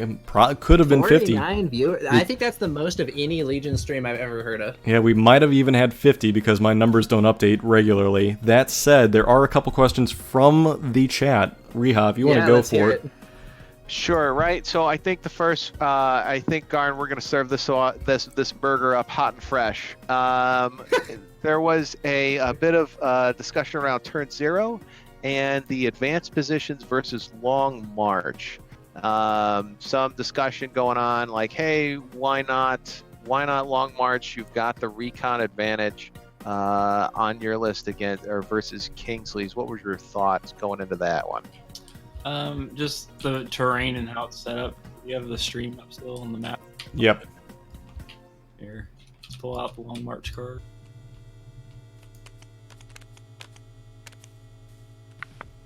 All right, so if you look at this, the evaporator positions on long march at best, it's going to be out in the open and just closer. So, I mean, nothing here as line of sight. It's just a long lane. It's the same over here. So with this, I lose the recon intel advantage, but don't need to win big. I just was aiming to win small. I was personally not happy that he didn't. I would have preferred Long March. I think despite the recon advantage, I'm blue and I can just be incredibly conservative on Long March. I don't have to worry about line and weight as much. There's like a bunch of things. Right. If you just look at this, I have a lot more ability to use line of sight blocking terrain than I did this time. I had to do some dodging with ranges. But like these two areas can hold like probably the majority of my army, and I can put one of the Vaporators here and one of them there. Yep, that's fair. And I think a unit on this Vaporator can stretch one guy behind here to have a little hidey hole. So it's a difficult situation. Gotcha. Oh, that's good. That's good. So that said, what was with the idea to place that Vaporator, Kingsley that is, so far forward and aggressive versus mirroring something similar to what Garn did here and do him kind of like in line with your back edge? Because we did, so it actually comes down to advanced positions here. So because we did advanced positions, I wasn't confident in my ability to defend a Vaporator that was placed up here without potentially losing units, especially if he put Bosk in this corner to do line and weight against this side. I was thinking that probably the best strategy for him to play would also be to be conservative, try to pick off like one thing and then retreat or whatever, which is sort of the classic strategy. Yep. And I was really trying to avoid losing a unit to line in weight or to jetpack rocket. And my thought was that due to an absence of line of sight blocking terrain near this area, up here, if I had placed one there, I was worried about this side getting me. I think that if we had Long March, it's possible I would have done that, but it's more likely I would have done something like over here and over here, like I was saying. Yeah. But I was worried about that side stuff. If he had deployed Bosk earlier or like over in this sector, then it's much more likely that that wouldn't have been a thing. But you have to put down the Vaporator before they deploy. Yep. So I was worried about the bounty hunters picking something off with those 3 pips from the bounty hunters are really good at picking off lone units, especially rebels, and I was worried about having that happen to me. All right. Plus, I thought that I could. I thought that if it gets drawn into a fight here, I'm actually fine with that, and I consider it favorable because, like, generally speaking, my rule of thumb is that if it gets into like just a head-to-head fight, Rebel troopers with Z6 are one of the most efficient units in the game, just at shooting it out at range 3, and I have the maximum number of them. So that was another part of my thinking. He has 4 ALTs and the 2 bounty hunters, which are certainly, that's certainly potent. But I had more Z6s, and Sabine also is nice if things do get up close with the explosions. Though I didn't get a chance to use that this game. No, that's fair. Coming back to Garn, what was the thought on the Merciless Munitions versus Legacy of Mandalore turn? I mean, clearly you were trying to get that shot off on Sabine, but did you feel like you were wasting a card there? What was your thought going into that round? No, I before the medics healed him, you got to take your shots when you can get them, and I really wanted priority because I was sure Sabine was going to disappear after he, took the order or did whatever he's going to do, and he could run and hide. So I just wanted to get priority, and I didn't foresee Bosk ever pushing in and doing any kind of bombing, so it felt like a good time to use it. And I also wanted to use Bosk's command cards up first if I could, then just focus on Boba Fett. So I wasn't ever going to bomb, so it was just an ambush. Fair enough. I really expected him to use CB that turn. Fair. Yeah, So what was your... I was lying in wait for my opportunity to hit some snipers. So then what was your rationale for using the Bosk first during his Reptilian Rampage turn, instead of trying to draw a Stormtrooper or two and chancing it on the 90% chance he was going to draw something other than Sabine? Well, I mean, you're taking a chance there. As you saw, I drew a commander first, and I could have improv'd, but Boss was also in a bad spot there where he could take a ton of fire, so just the sooner he got him out of there, like pushed further back, which in the end he was still close enough to get shot at. Yeah, that's fair. That's fair. But I mean, the rolls went better. I actually put damage on her that time, so I mean, I think it that's fair. I mean, a die roll here or there would have made a huge difference. That is true. Yeah, no kidding, right? And Kingsley, what was with your white saves? Like, that was dumb. And B, yeah, these guys twice made the two guys left there twice made 3 out of 4 white dice surges. Right, and then your Z6 shooting on top of it was also pretty solid. There wasn't Yeah, it's interesting. I personally would have to give the accuracy medal or whatever to my snipers, who were really doing well. The Z6s had some great rolls. They also had some weak rolls. It varied. Like, I think on that last turn, I think my second to last shot, I got like 6 hits and killed the 2 guys over here, and then my last shot like didn't even suppress a target over here. So the Z6s, they come and go, but that's the nature of the Z6. The snipers, though, I think got at least 1 hit almost every time they fired. So my snipers were really helping me with that attrition war. Yeah, they failed to do damage twice this game. And they now a lot of that time they did have aims, but not all the time. And that was another thing that was really helpful. Winning the sniper war is always something that's nice when it comes down to attrition and so on. Yep, I agree. All right.